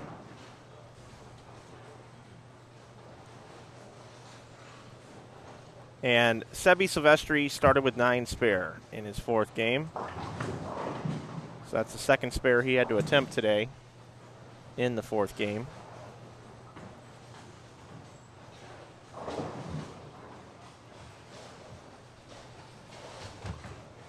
Dean Billings last year made it to this round and was the only bowler to bowl and not cash. But he was really nice about it, and he took it like a champ, and now he's back today competing again this year, looking to redeem himself from last year. We do have standings up after game number 14, 12 yesterday, 2 today.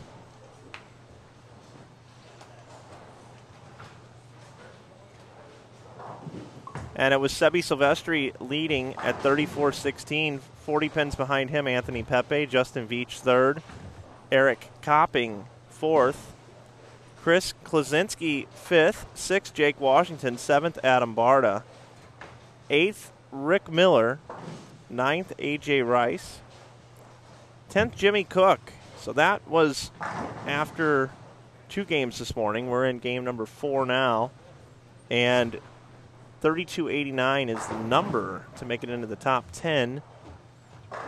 Anthony Simonson, 10 behind. Zeke Bate just 6 behind Simonson. Billings, 7 behind Bate. Joe Navarro, Sean Maldonado, Bob Hale, Jason Sterner, Gohagen III, Shepard, Aguiar, Nidifer, Roberts, Fisher Keller, Pilon, and BJ Moore round out your 25 cashers here today. And Sebby has now opened in the 2nd frame of game number 4, so the 879 was incredible, and now back down to earth with the rest of us bowlers as he is having to throw more than 1 ball per frame going to his next pair, lanes 27 and 28. Our coverage this weekend is brought to you by Turbo Driven to Bowl. We appreciate them allowing us to come out and be part of this event. 2nd year we are here, and we are going to have a lot of strikes this afternoon when we get down to the round of 10, then down to 8, 6, 4, 3, and then 2, as we will crown a champion a little bit later today. Mike Flanagan here. Hope you're enjoying your Sunday morning or afternoon, no matter where you are throughout the country, and hopefully those that are overseas watching are enjoying it as well. We have a lot of international flavor watching our broadcasts all the time.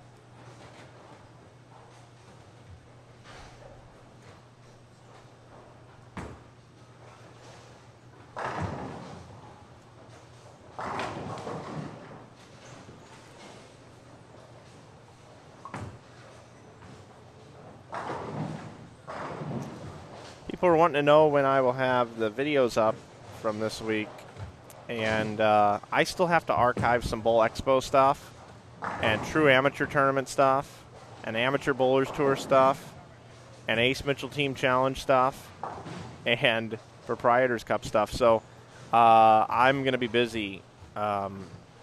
Each video, each 4 to 6 hour video takes about 8 hours of computer time. Not me actually having to sit there and do 8 hours worth of work. It's about 20 minutes worth of work per video for me, but it has to sit there and render and then upload to YouTube. So, for instance, I edited a couple videos yesterday, and in my hotel room last night, I thought I would use the Wi-Fi in the room and maybe try to upload one overnight, and it said it was going to take 2,100 minutes. So that would not have been done by the time I would have left this morning, and all my work for uploading it last night would not have even worked. So, with that said, I have to wait until I get home, where I have like a 6.0 upload speed. And each video takes in between, depending on how long it is, but a 4 or 5 hour qualifying block will take 8 to 10 hours to upload. So. But I'll get them all up there. Just subscribe to our YouTube channel, and they'll become available.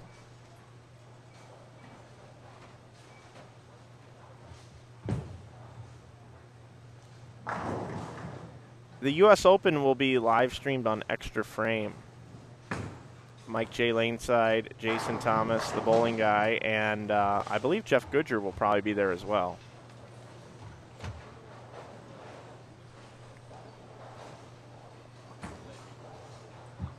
As you look at these lanes, if you're just getting in this morning, over to the left is where all the finals are going to take place. Those lanes were freshly dressed this morning and not in play right now. And that's where we are taking our time setting up our cameras for later on this afternoon.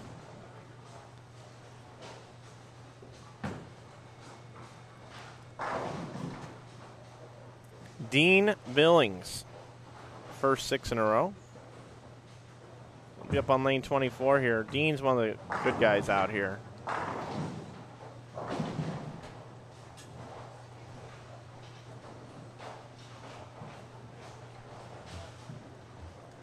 Joe Navarra, 4 in a row now.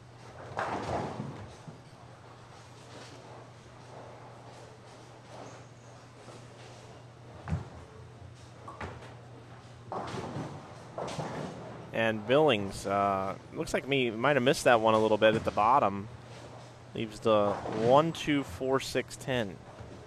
The dreaded 1, 2, 4, 6, 10. And Dean knows that wasn't a good shot.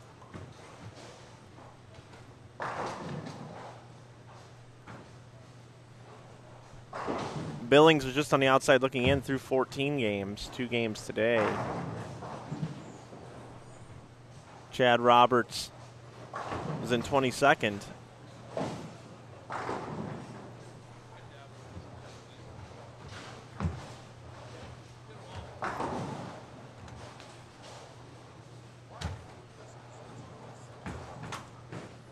Szynski has the first 6, and Sebby Silvestri open, spare, strike, I believe it was, for him. A little bit of everything, a grab bag. So we'll keep you posted on what's going on down there with those guys as well.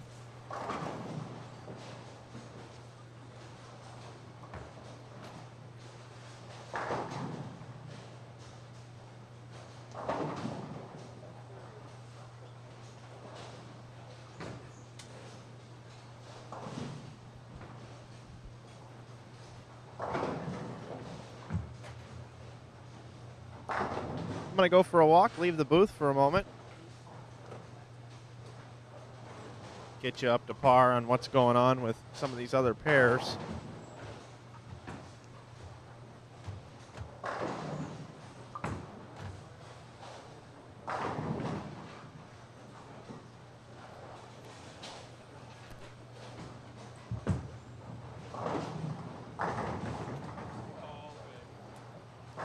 Chris Klosinski has the first 6 in a row on 25 and 26. Jimmy Cook, 116 in the 5th, strike up in the 6th. You see him, now that's a double for him. Alex Aguiar, 93 in the 6th with a strike up in the 7th. Eric Copping, 9 spare, 4 in a row. AJ Rice, open 5-bagger. Adam Barta, spare 4 in a row. Anthony Pepe, double 5-3, double.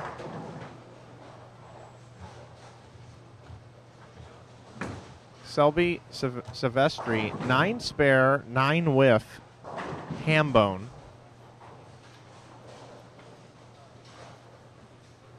Over on 29 and 30, Brett Shepard's pair. Zeke Bate, double. Chuck Fisher-Keller, spare strike. Early underway here, just in the 3rd frame. Justin Veach, 8 spare strike. And Brett Shepard strike 7 spare. And just in the 2nd frame, down on 31 and 32, that's the pair with Jason Sterner, Jake Washington, Bob Hale, and Anthony Simonson.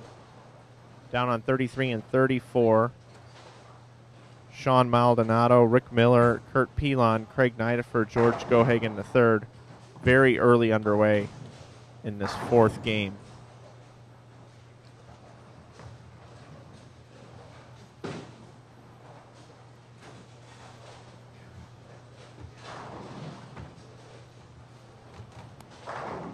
So that takes you around the horn here. The pair that we're looking at right now, 23 and 4, is ahead of every other pair that we have. There are some in just the 2nd frame right now, and we are in frame number 9 is Dean Billings. Unfortunate break to leave the 4-7-9. 4-7-9 for Billings.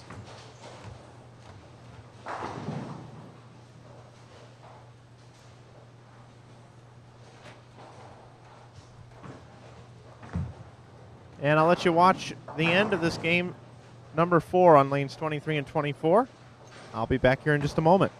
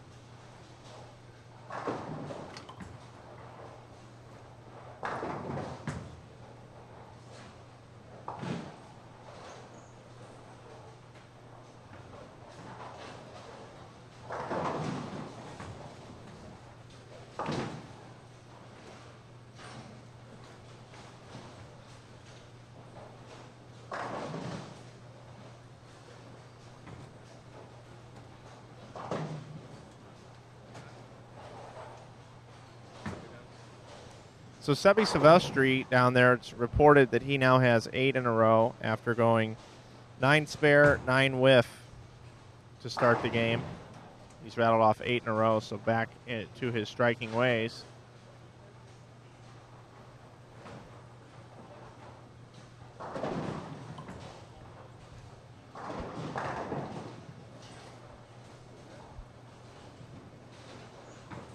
Proprietor's Cup is in the chat now. I'm finally back here. I'd be monitoring this a little bit better, but we're trying to get set up for the finals, and hopefully everything works. We're having difficulty getting a couple of cameras to work down on the high end. Our computer system does not like it when we move things once we're set up. It's very complex setup here now. So a little bit later we will actually have to shut everything down and come back up and refresh our cameras. So that'll be later, though. That'll be after our cashers round here this morning.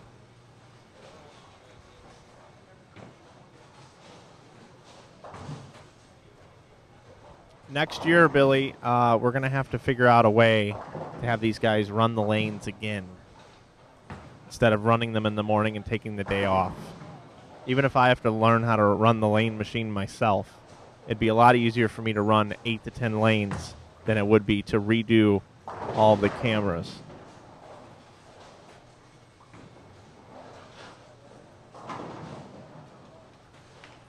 So, we're just waiting for folks to come over to this pair. Sorry we don't have more pairs for you, but take a look at the house here. Cruising right along, 2 more games to go. We're trying to cut down to the top 10. Rick, do we have a standings after the last game yet? Still waiting. Okay. So we have an update through game 14 down below for you guys. And games 15 and 16 are now being completed. 15's been in the books for a while. 16 now finishing up. We do have 1 pair with 5, so the pair that you were watching was the first one done. So we do have a little break in the action here.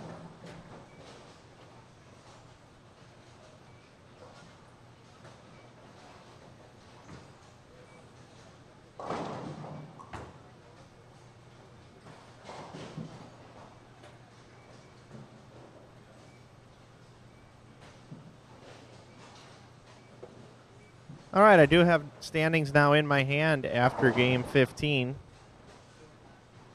Sebby Silvestri opened up with 879 as we covered for you. 279, 300, 300 if you're just joining us. And the sheet that I have in front of me is not combined standings, so all I have is what people have bowled today. So I'll take you through that. Silvestri, 879. Justin Veach, 789 to open the day. Anthony Pepe had 746. Bob Hale, 733. Jake Washington, 722. Eric Copping, 720. Chris Klaczynski, 720.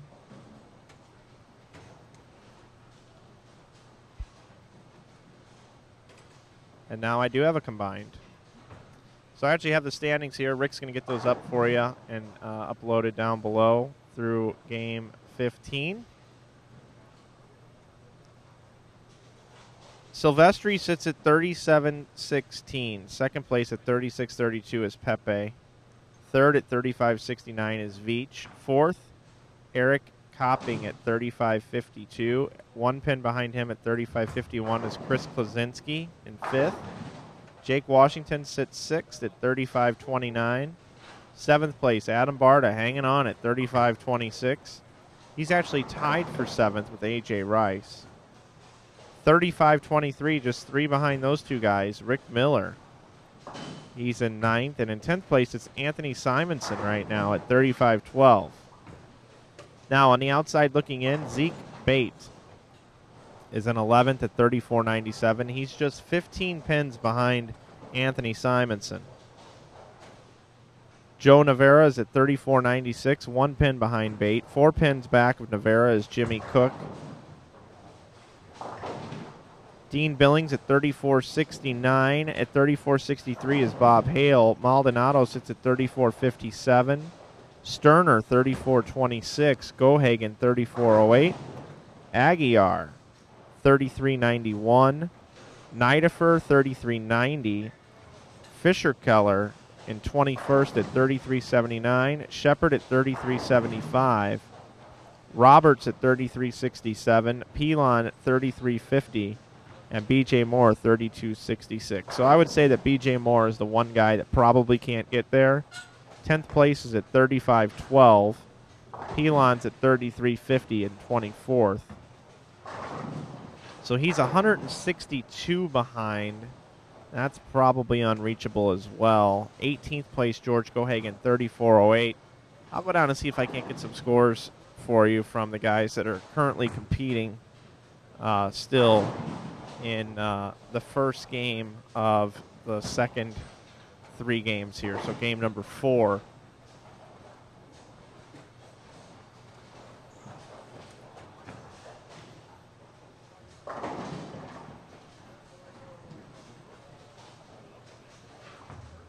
Zeke Bate still has 230 max score left through 8.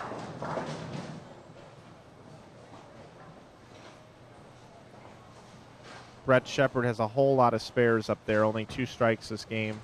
Going at about a 2-0. Looking at about 2-0. Sterner now getting it going. Sterner double, 9 spare triple. Bob Hale strike, 9 spare hambone. And all the way down in the end pair, that's our pair of 5.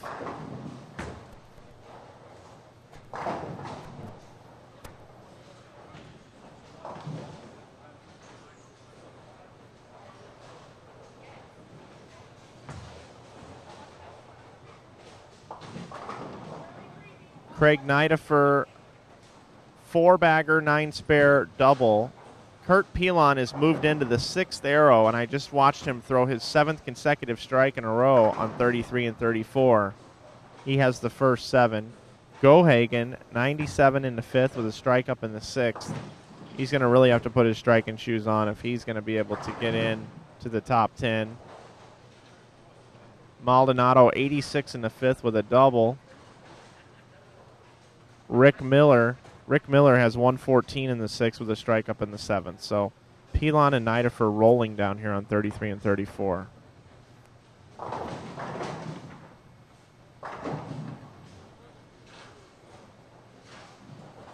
that's a little update for you, Matt. Thanks, Mike.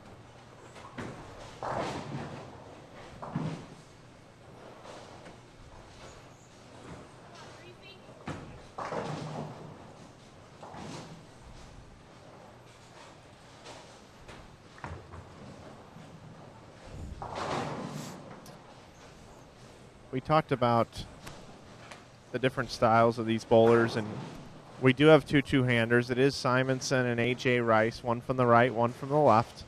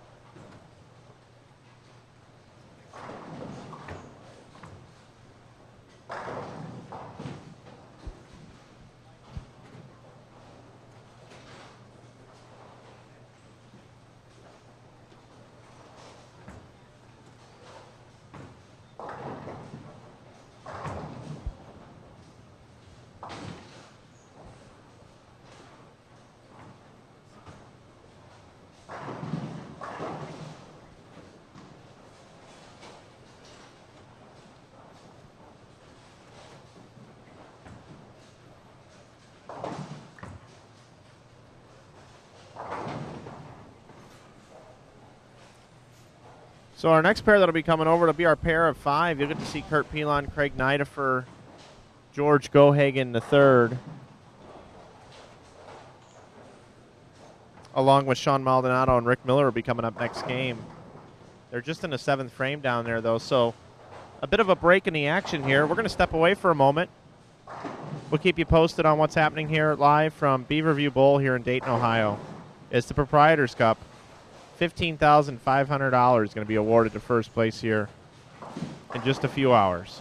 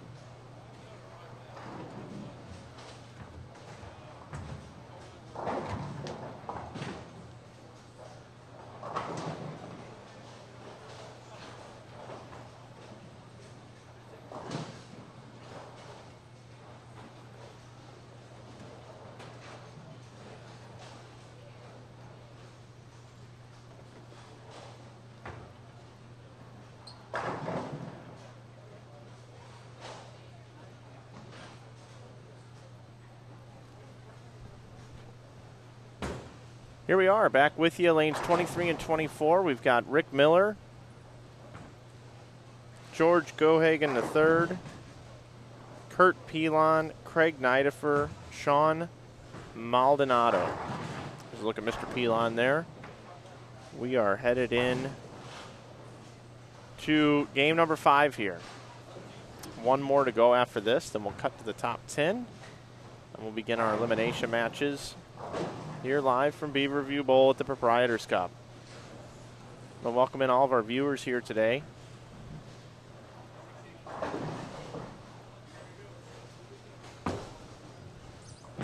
And Tony Oliva, yes, we had 879 this morning by Sebby Silvestri. Tongue twister name there. So Rick Miller, one of the best left-handers, amateur left-handers in the country, is on our feature pair. Craig Nidifer had a lot of success out on the PBA Tour, made a splash in Las Vegas last year at the World Series of Bowling.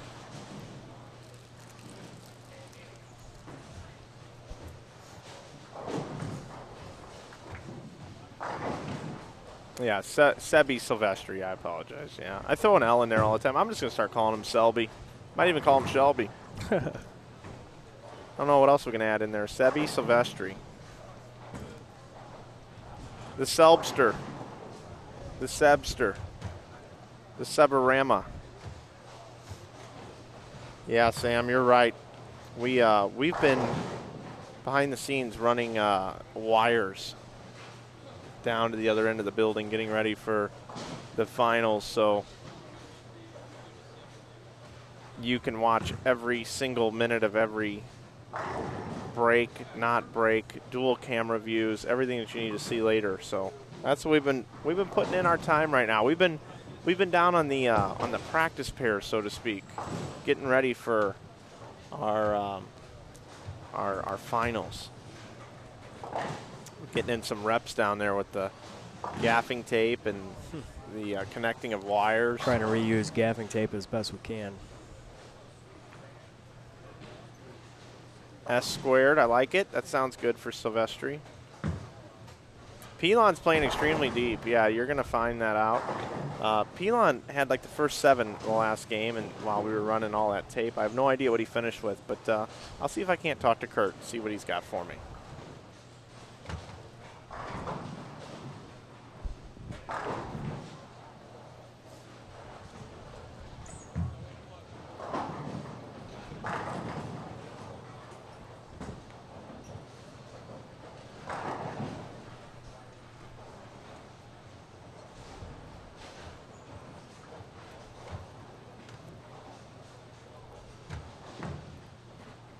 I just walked down here, and they're still scratching off the scratch-off tickets down here. It's so bad that there's an entire table covered in that scratch-off dust.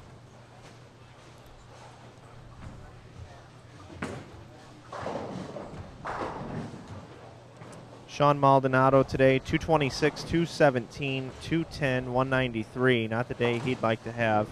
Rick Miller, 259, 227, 215, 212. And Pilon is opening up this lane pattern. Gohagen, 247, 239, 195, 196. Nidifer, 202, 239, 206, 277. And as I mentioned, Pilon had a big string last game and backed into 257. He opened up with games at 216, 204, and 196 before the 257. So it gives you a little update what's happening with these guys on lanes 23 and 24. The only pair of 5 here today. George Gohagen III is using an older bowling ball. It's a Meteor Flash. Meteor Flash bowling ball.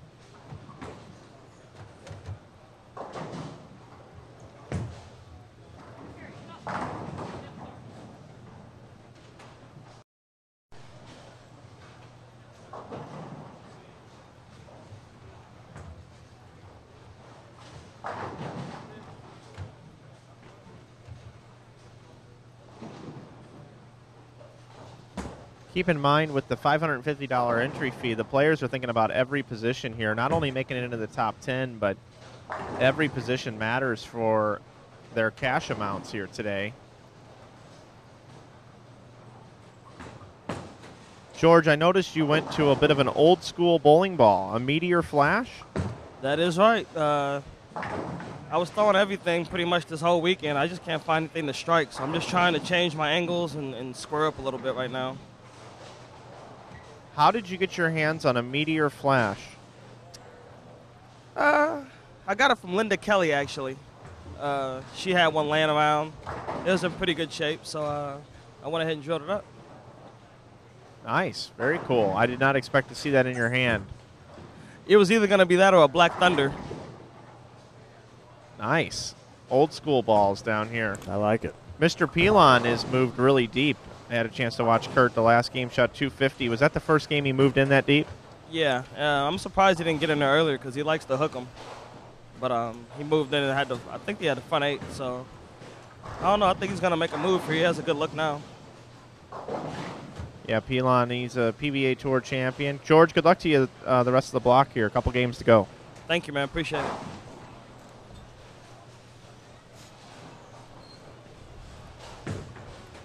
Wow, look at Pilon try to open up this oil pattern. That looked further right than I think he wanted that one to get to. Maybe Kurt will talk to me. Kurt, you're really opening up this oil pattern now. That last shot, did you hit what you were looking at? I try not to hit what I'm looking at because then it makes me feel like I was doing something right. But, I haven't had a very good look on the fresh, so with this many guys and this much rev rate, it's starting to be where the middle is opening up. So I switched last game and got 250 out of it, and the guys said this pair was hooking a little bit. So right now, trying to kind of over ball, throw a little bit too much ball, and make all your projection to the right. If it stops going to the right, you can shoot a pretty good number. So I'm sitting somewhere near the bottom watching the guys, so I need some pins. Well, I like your ball reaction. I actually reported on you the last game when I was watching you move into about the 6th arrow, and looks like you're even deeper here. Just the last shot on 24 looked like you got out to the right a little sooner than your other shots. Yeah, that one I kind of didn't get up there as well, but throwing it soft enough and throwing a big enough ball, your miss can be to the right a little bit. So if it corrects when it does that, it's supposed to put up a number. So let's see if I can put up a number. Nidifer also 277 last game. They're playing about the same line, everybody. So good luck to those two guys from Michigan. The Michigan connection, Nidifer and Pilon, coming from the same stable.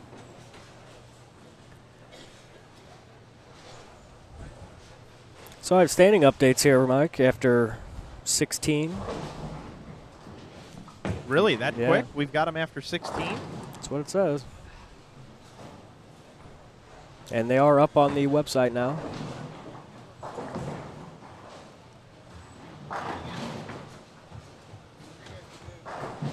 So Sebby Silvestri bowled 11:36 to open up his 4 games this morning.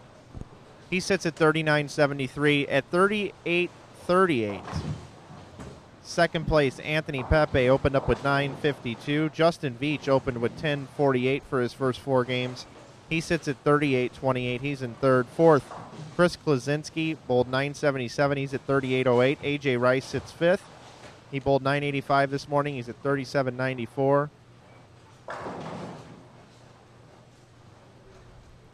Rice, Copping, Barta, Navarra, Cook, Miller, all in the top 10 right now. 25 pins outside of the top 10 is Jake Washington. He sits at 37.10. Bob Hale, 3 back from him. Simonson, 1 back from Hale. Bate, only 3 back from Simonson. Dean Billings, about 20 back then. Sterner, 3 more back. Nidifer right there. So really right now, Pilon sits at 36.07.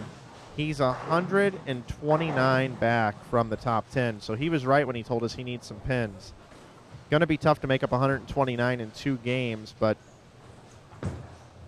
Sean Maldonado sits at 36.50. He is 85 off right now, and he is 18th. So really, that's kind of that number in there, unless Pilon and Gohagen could shoot somewhere around 579 for the last 2, which is possible. We saw back-to-back 300s earlier. Yeah, anything is possible by here. Sebby Silvestri, but Right now, Silvestri a lefty, Pepe a lefty, Veach is right-handed, Klaczynski is right-handed, A.J. Rice left-handed, Copping is right-handed, Barta right-handed, Navarro right-handed, Cook is right-handed, Miller's left-handed. So gives you a little bit of an idea of what we're looking at here. And one two-hander in there, A.J. Rice right now. Anthony Simonson also throws the ball with two hands. He's in 13. Standings are being updated online here by our man Rick. Nidafer sending some shrapnel over at the 10. Nidafer sits 17th right now. 67 pins back from 10th position. And that was after a 277 game by Craig. And Sean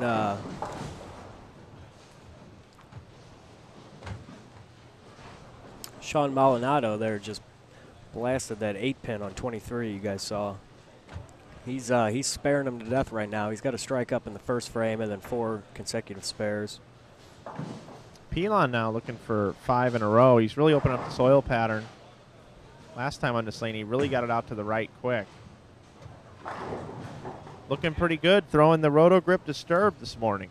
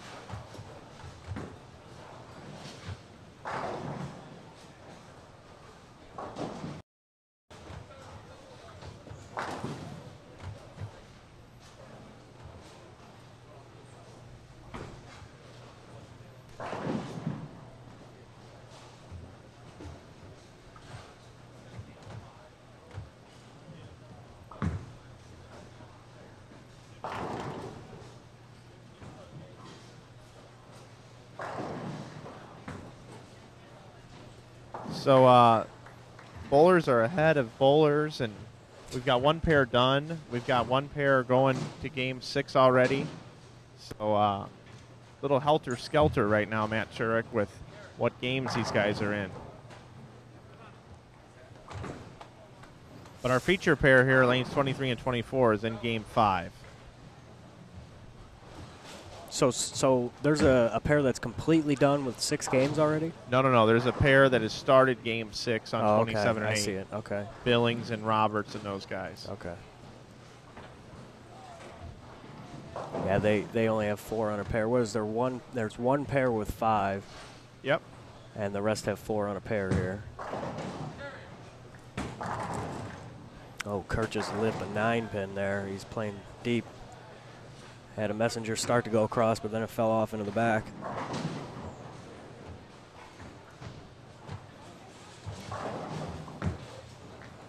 Sebby Silvestri opened in the first this game, but now he has 6 in a row to go after it. It's really going to be his tournament to lose if this look stays where it is when they go down to the low end. If it's consistent to what happened down here. That guy, even with anybody being able to shoot any number at any given time, this guy, he only misses once or twice a game. And for 2 games, he missed no times. Yeah, that was impressive to watch.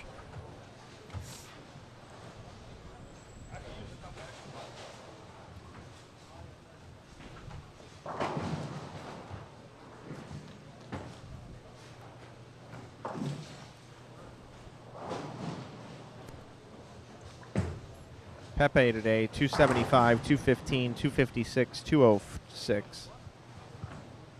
Sebby, as we mentioned, 279, 300, 300, 257. He's plus 326 today through 4. A.J. Rice, 224, 269, 224, 268. And Adam Barta, 237, 235, 218, 248 down here.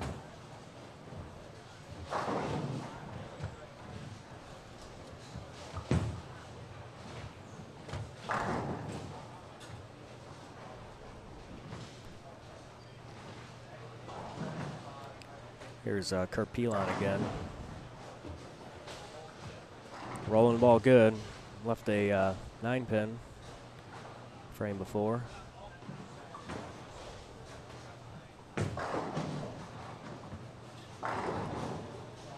Carried all 10 there.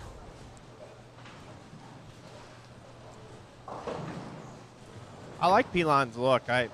Nobody's playing that deep. Me and No. Nidafer, they're the only ones. They're paired up together. Game number 5 of 6 of our cashers round here at Beaverview Bowl. I'm Mike Flanagan with Matt Turek here today.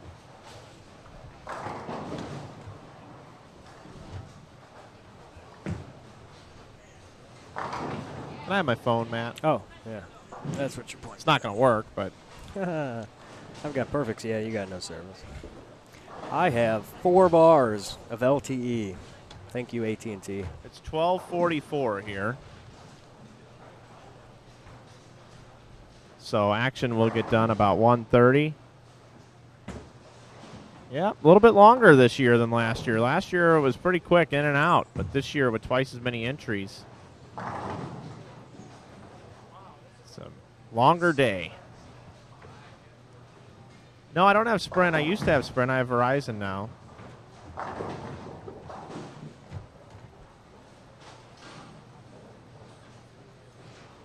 George Gohagen III is using a Meteor flash today.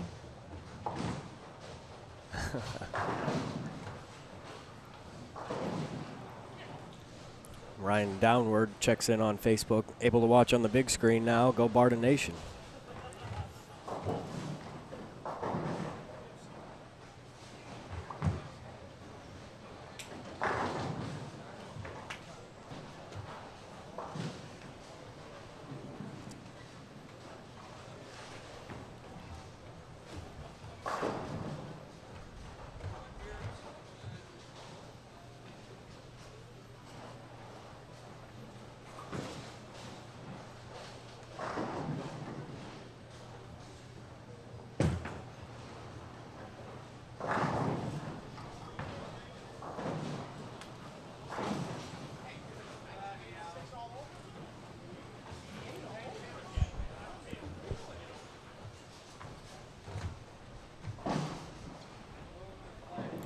Coming up next game here on our featured pair is going to be Jake Washington, Bob Hale, Anthony Simonson, and Jason Sterner.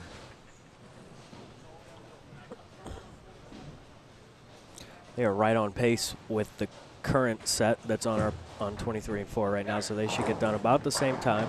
George coming in light.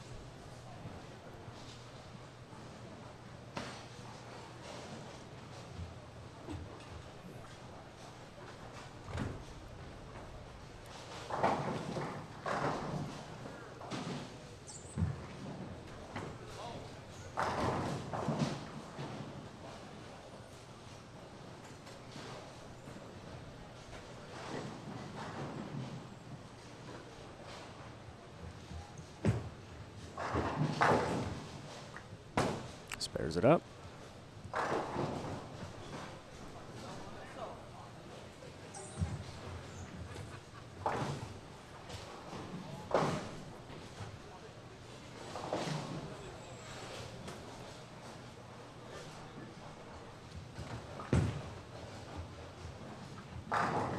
Holy cow. I know you guys. I hope you guys were watching at home there. That 8-pin is just unbelievable. Sean Malinato. That was sick. Pilon, man, is just tapping that 10 out. Just enough to get it out and carry, and he's got 279 working on a max score through 9. Malinato runs his 8-pin down. Should have carried.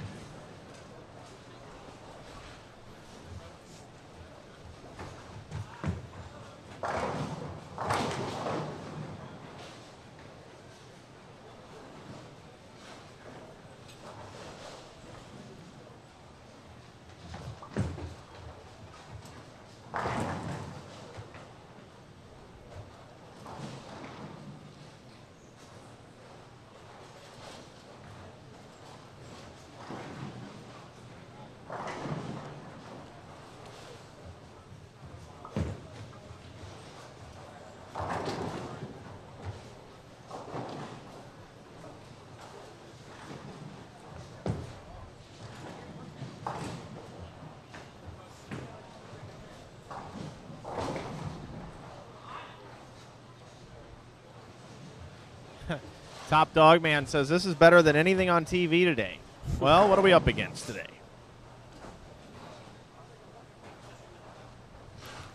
Can't imagine much. Golf, maybe. Golf's on TV here. Why watch golf when you got bowling like this? You got 879s being shot.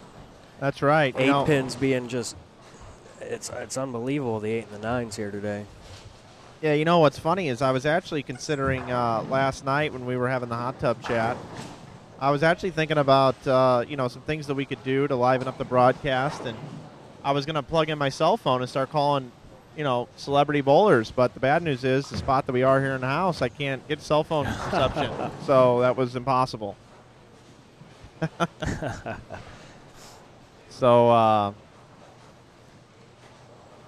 connectivity issues here this weekend. It's we're streaming it just under half a meg. Yeah, just under half a meg. Very lucky to even have that at this point. Yeah, Jonathan here, he he's funny. We were at the TAT just a couple weeks ago, the True Amateur Tournament, and there was something goofy with the scoring there also. Same scoring as here, actually. And a gentleman was bowling, and he bowled a 317 scratch, and he didn't have all strikes. I think I remember that. Yeah, 317. Yeah. So Jonathan referring to the 317 that he saw on Inside Bowling, and now he's seen 879. Yeah. We bring the impossible to reality here. Yeah, I'd like to see the guy that shot 317 bowl against Sebby Silvestri today. Sebby wouldn't even stand a chance, and he missed once in 3 games. It's tough to beat 317.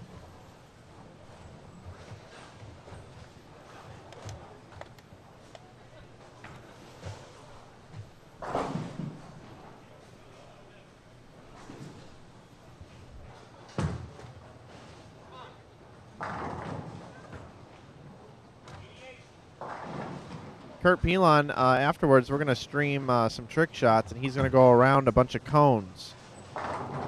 He's hooking the ball that much.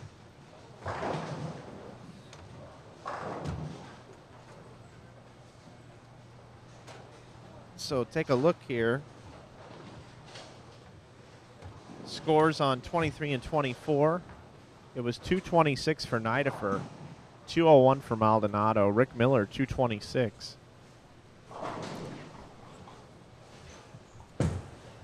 Pilon really getting on that one. So a big game here for Kurt. Since moving in, he shoots 257, and now he can shoot 279. Just a 9-pin got in his way. And where he's playing the lanes pair to pair, they should be very similar. Nobody else is in as deep as him. Nidifer the closest person to where Craig is. Kurt is starting with his feet 8 boards left of the last dot. And he is drifting left and sliding into the left gutter piece, and the 5-7 falls out late. So 279 Kurt Pilon. He said he needed to get some pins, and that's a good way to do it right there.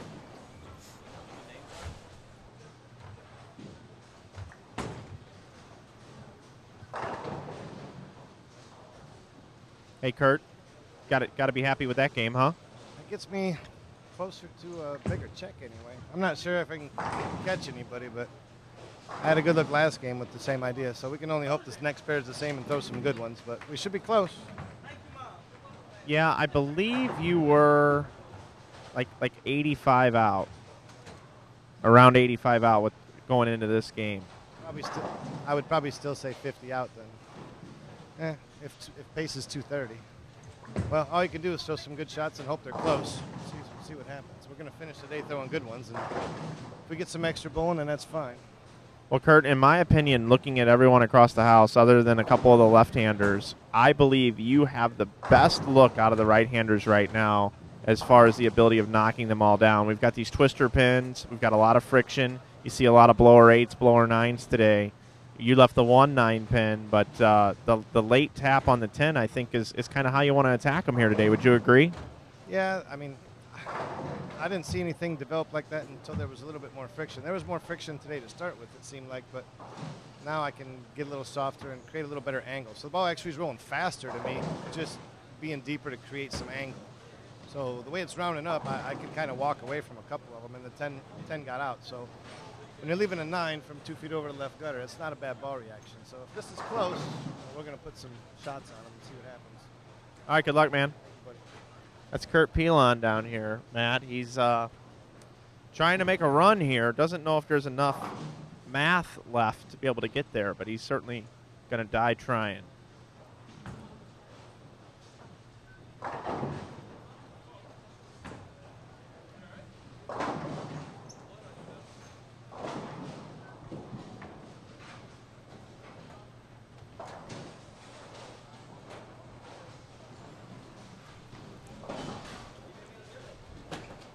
So Yeah, Jake Washington will be on the featured pair next, along Yep. with Jason Sterner, Bob Hale, and Anthony Simonson. yeah, this will be fun to watch here this last game.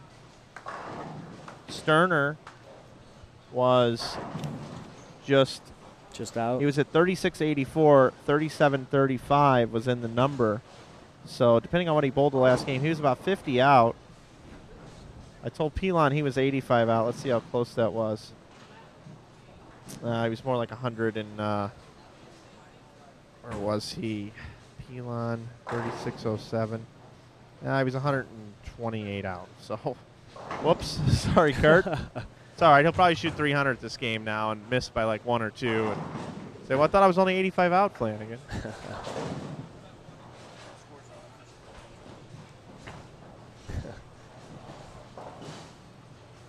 Yeah, we are not the official scorekeepers back here. We do our own math, and occasionally we do get it wrong. No, we don't, Matt. We don't ever get it wrong.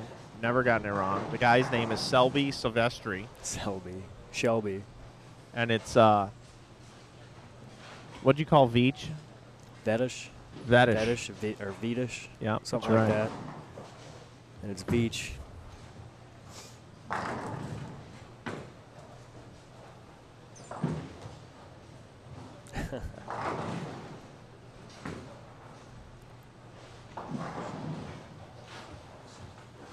Lee Bedores checking in the chat. Welcome in, Lee.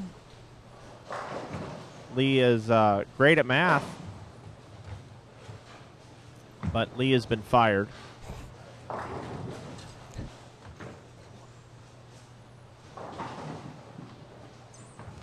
Adam Barta fired Lee at the Holiday Doubles last year. Paid me to fire Lee. Lee will be back at the Holiday Doubles this year as he will be rehired. He's collecting unemployment right now.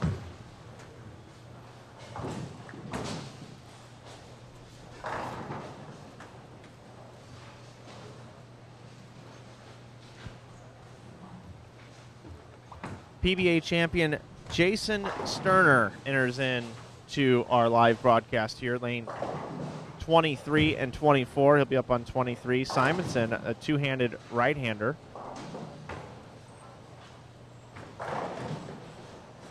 Simonson was just 29 pins out of the top 10 going into the last game. This is the last game of qualifying in the Cashers round here for our finals this afternoon. That's correct. And there's a blower 8-pin right there for Sterner. I was fortunate enough to sit in the front row when Jason won his first tour title. I remember that. He bowled 299 on TV. And a little fun fact, that show was taped. It was the third show of the day that we taped on that day, and he bowled that 299 at nearly 1 a.m. in the morning. Really? That was at 1 a.m.? That's cool. Yes, it was. Yeah, I remember watching that. 1 a.m. I got to sit next to Tom Clark and Sean Rash on the TV show. It was pretty cool.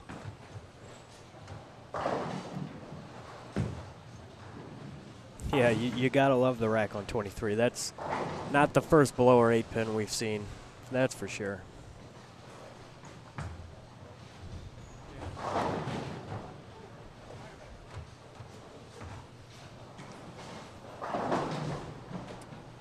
Just to give you an idea of what these guys have been bowling, Sterner 225, 256, 210, 258, bowled 219 the last game. Bob Hale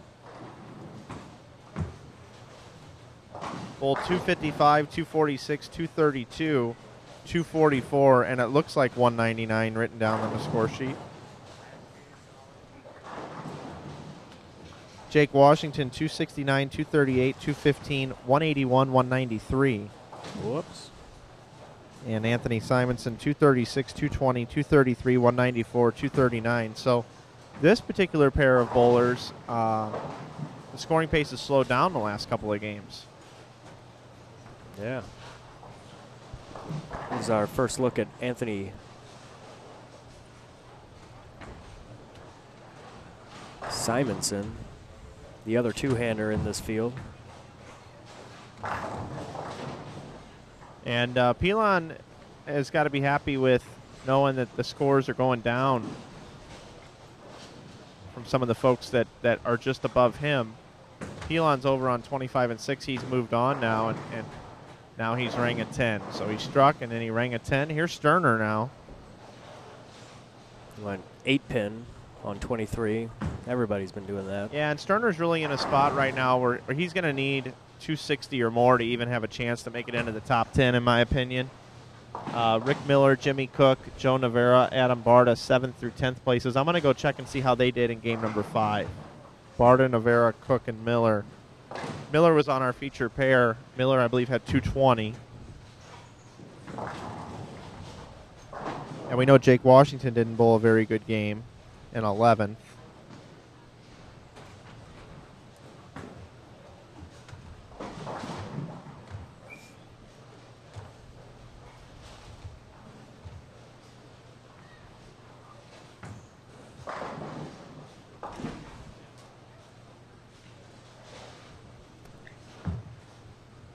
Eric Copping, 195 the last game. Klaczynski, 214 the last game.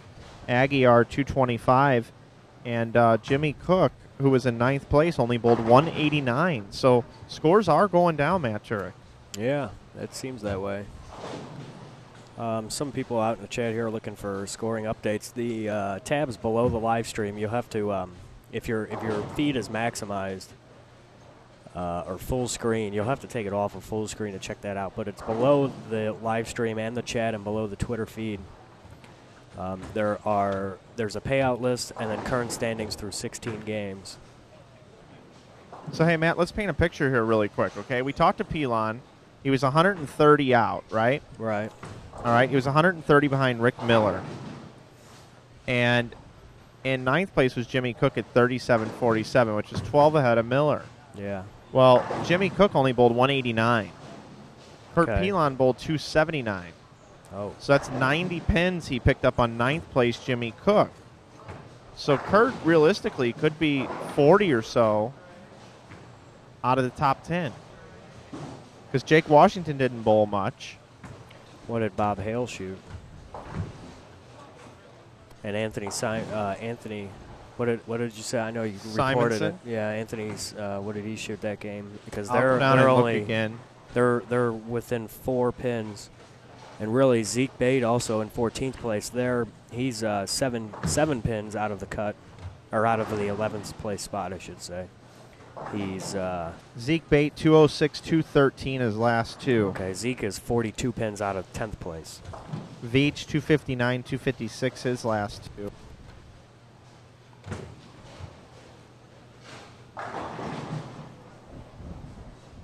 Set up.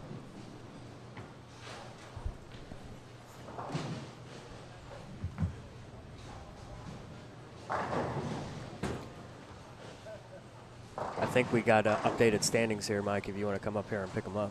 Yeah, that'd be great. He's taking a picture of them.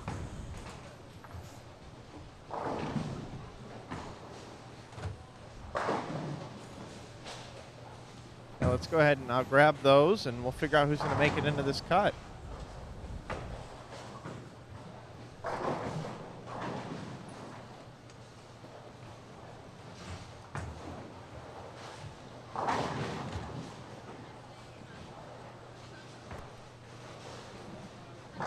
Okay, so we have had some movement here.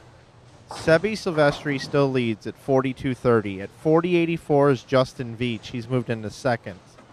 Anthony Pepe is third at 40.33. Fourth, A.J. Rice at 40.31. Fifth is Chris Klaczynski at 40.22.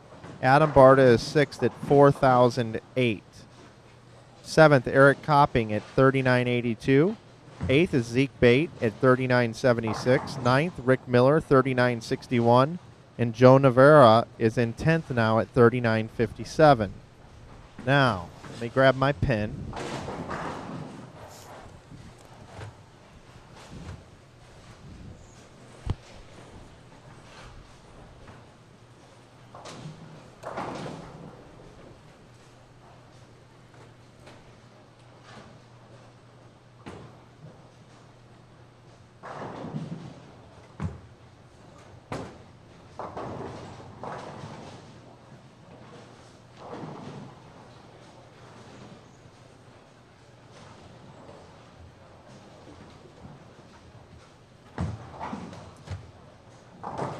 Okay, Anthony Simonson is in 11th. He is 12 pins back from 10th place. Jimmy Cook is 21 behind 10th place. Jake Washington is 54 off the pace, and so is Jason Sterner. So they are 54 out of the cut. 60 out of the cut is Bob Hale. 64 out of the cut is Nidifer. And Pilon made up 50 pins with his 279. He's 71 out of the cut. Dean Billings, 72 out of the cut going into this last game. So I will keep you posted. I would say right now, Adam Barta, Chris Klaczynski, A.J. Rice, Anthony Pepe, Justin Veach, and Sebby Silvestri are all definitely going to be in. Eric Copping, Zeke Bate, Rick Miller, Joe Navarra are currently in. Simonson is 12 back. Cook is 21 back. Washington 54 back along with Sterner. And Sterner's now up on lane 24, looking for a triple. 54 out of the top 10.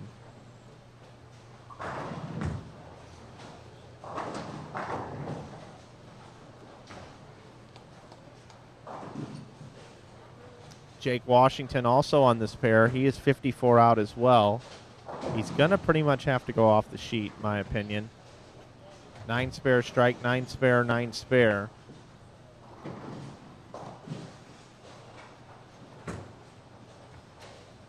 Simonson sits 11th, 12 off, but with only 64 in the fourth, he's got his work cut out for him. Rick Miller on the pair just next to him has started with the first 3. So Miller off to a good start, who sits 9th.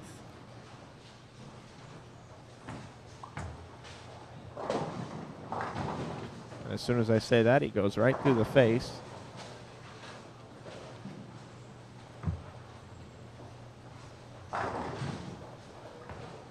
On lanes 27 and 28, those guys are finishing right now. Joe Navarra bowled 202. And he was on the number.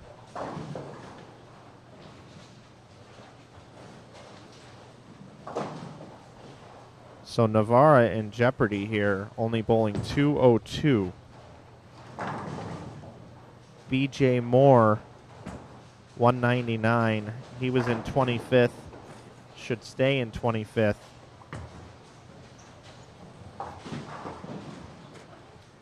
Dean Billings was 72 back. He can fill up for 234, but not going to be enough for Dean Billings. Chad Roberts, 223 for Chad Roberts. Roberts was 22nd.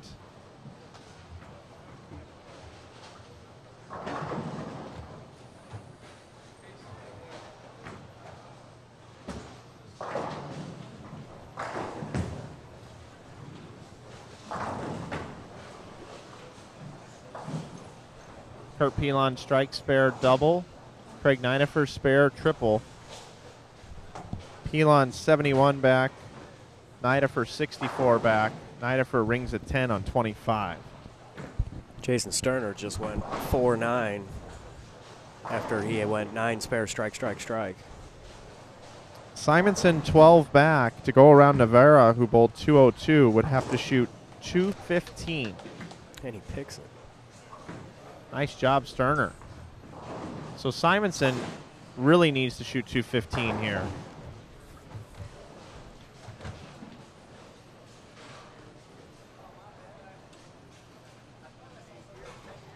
And current standings have been updated on the website here below the live stream through 17 games.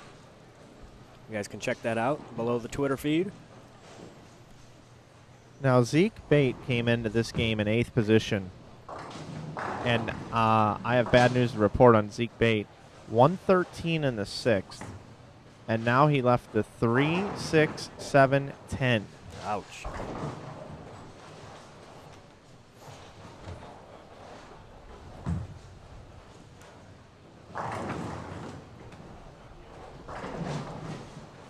So Zeke in jeopardy. Yeah, he's sitting 8th. Scores are not really that high here at the end of the day. That big 4-9 conversion by Sterner, if he can go sheet, he can still shoot 269 down there. That's going to jump him. Bate with an open now, 122 in the 7th. He's got a max score of 212 left.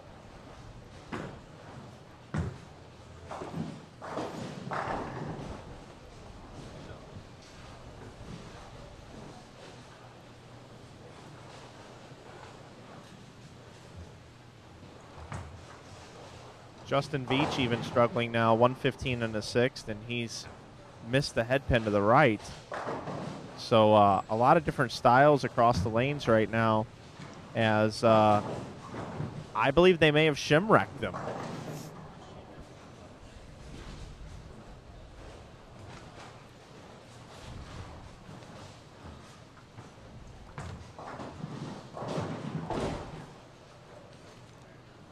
And Jimmy Cook can only shoot 224. But 224 would put him around Joe Navarra by 1. But he must strike out in the 9th and 10th frames to do so.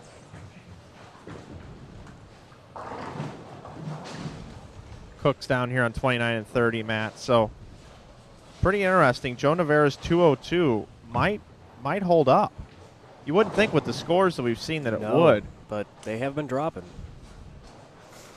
across all these pairs.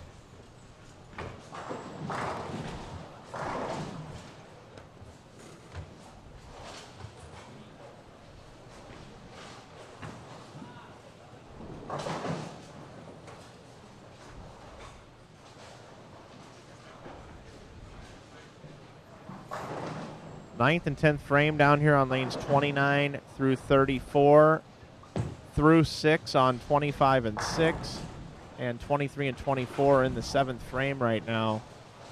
Simonson now throwing at the 2-8. He was 12 back coming into this game. 202 has been posted by 10th place Joe Navarra. So Simonson would have to have 214 to tie.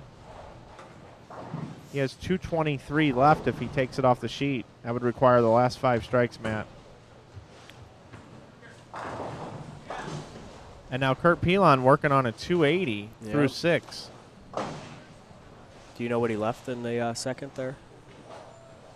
It was a 10. It was a flat 10. Okay.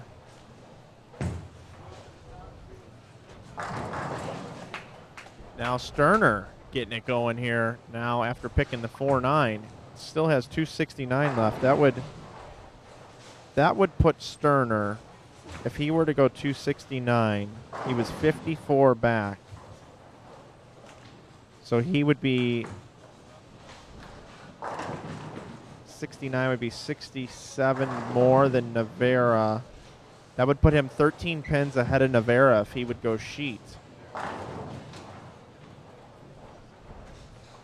And he was tied with Jake Washington, who can still shoot 259. So Washington's still alive. Simonson's still alive, but that 9-pin is going to spell disaster for Simonson. So I am going to officially put Simonson out. That's been the story on that pair. 8s and 9s. And now Zeke Bate has 142 in the 8th with a strike up in the 9th. He's going to have to throw the last 3, shoot 202. However, he's pacing at 182, Matt.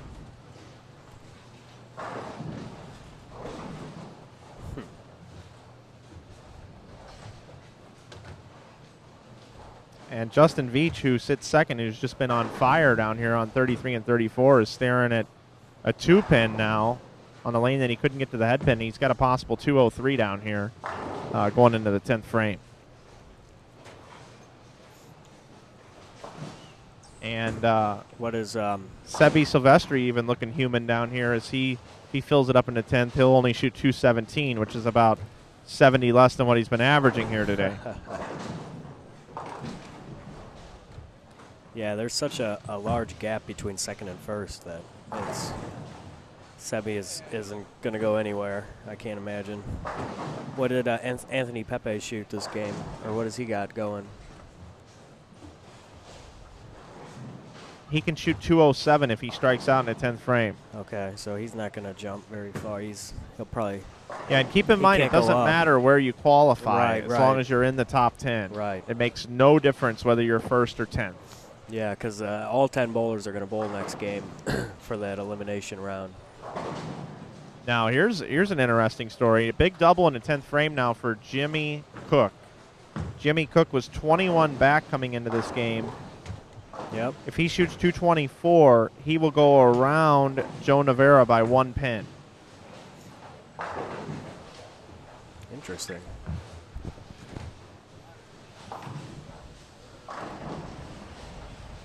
But he needs them all. 9, it would be a tie.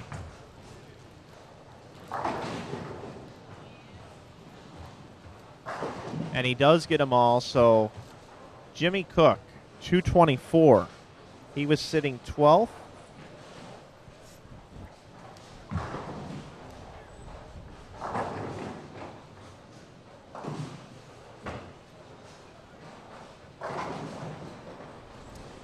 Puts him at 4160.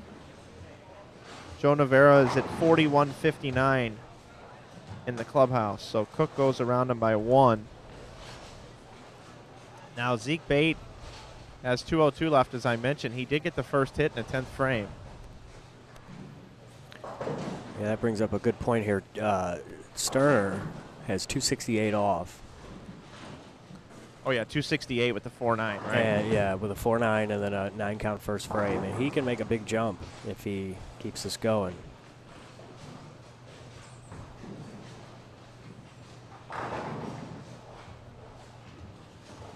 Veach only bowled 189 down here. It doesn't matter, but just with the look that he had, it just goes to show how the lanes are transitioning. Now Zeke Bate with a huge double down here in the 10th frame. He's going to save 200.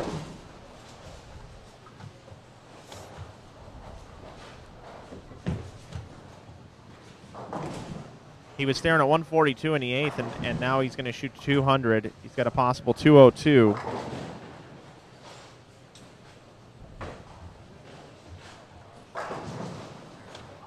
From what I've seen down here, 200's about par now. And he does shoot 202, so Bate, 202. Attaboy. Finishes at 4178.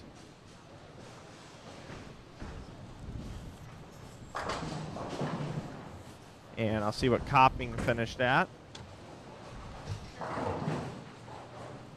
Copping bowled 215.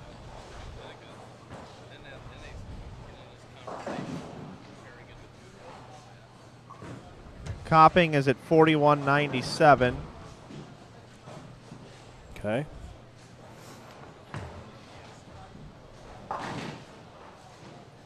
So Barta, Klaczynski, Rice, Pepe, Veach, Silvestri are all in.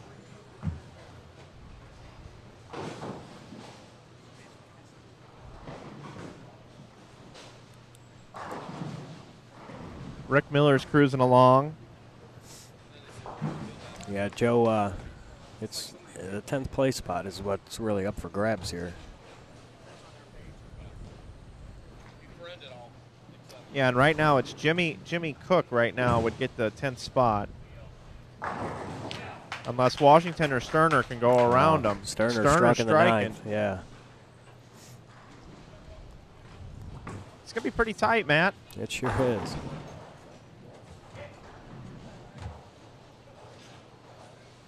Rick Miller's going at a 2:19 pace.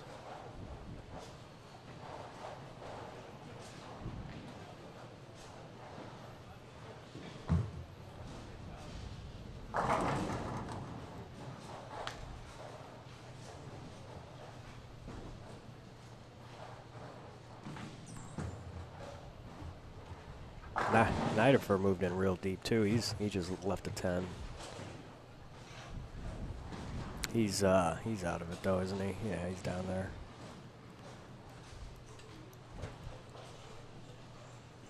Adam Barta actually bowled 192 the last game, finishes at 4,200.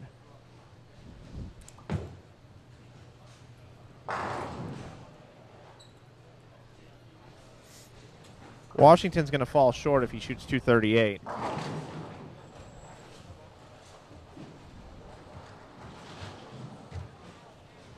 Klaczynski bowled 202, so he finishes at 42-24,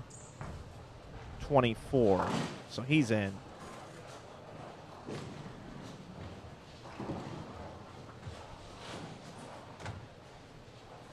Simonson can shoot 201.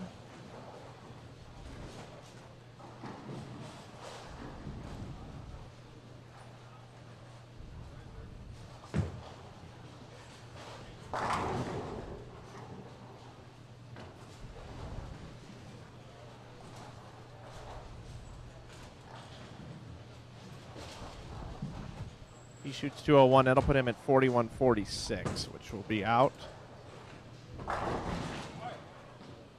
Kurt Pilon can still shoot 259, but it's not going to be enough. He was 71 back. Craig Nidifer can shoot 229. He was 64 back. He will not get there.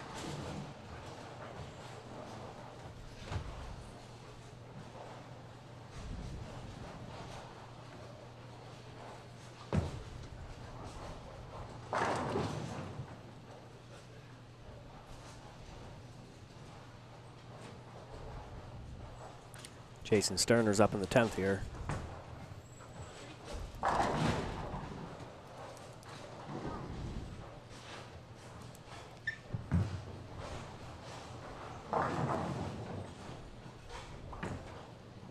And Rick Miller now has left the 6-8 and has 186 in the 9th.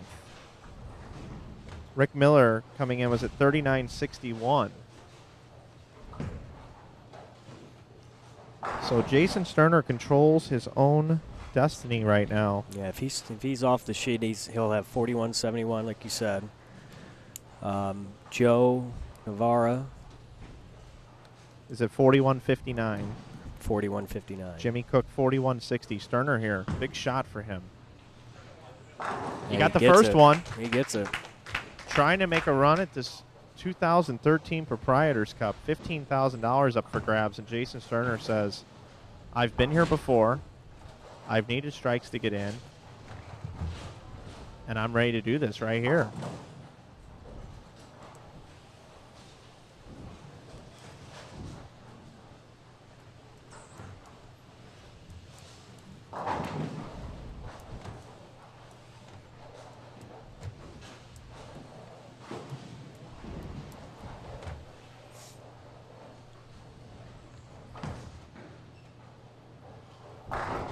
So Rick Miller can get to 41.79, which would be 1 pin ahead of Zeke Bate. Joe Navarra has 41.59, 41.60 for Jimmy Cook. Jason Sterner, wrap 10. Oh, wow. So still 2:57 left for Sterner.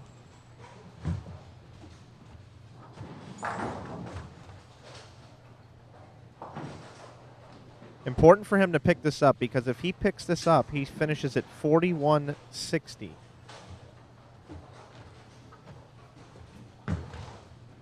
$41.60 puts him tied with Jimmy Cook. We might have a tie for the 10th position, Matt. Yeah, that's the way it's looking. What did Zeke finish at there? Zeke Bate finished at 41.78. He is in. He is safe. Okay. But now Rick Miller can shoot 206. He leaves a 7-pin. If Miller shoots 206, puts him at 41.67. He does spare it.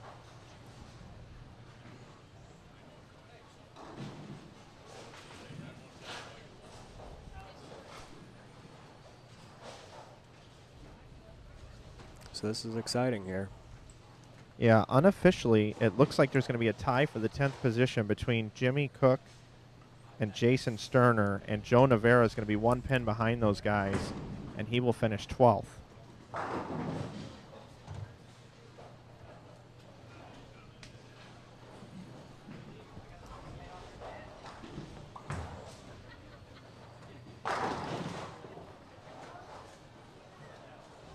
Rick Miller fills it up, 206. So finishes at 41.67. He's going to grab the 9th spot. Unless I miss something, we are going to have some sort of roll-off for the 10th position between Jason Sterner and Jimmy Cook at 41.60. Now here's a question. They're not going to be able to do it on 23 and 4.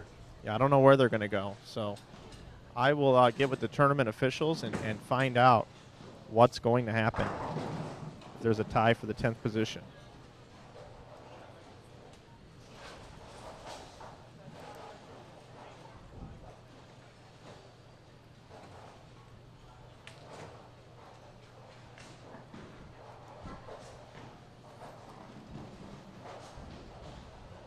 Tournament officials are double checking their rules to see what exactly happens here.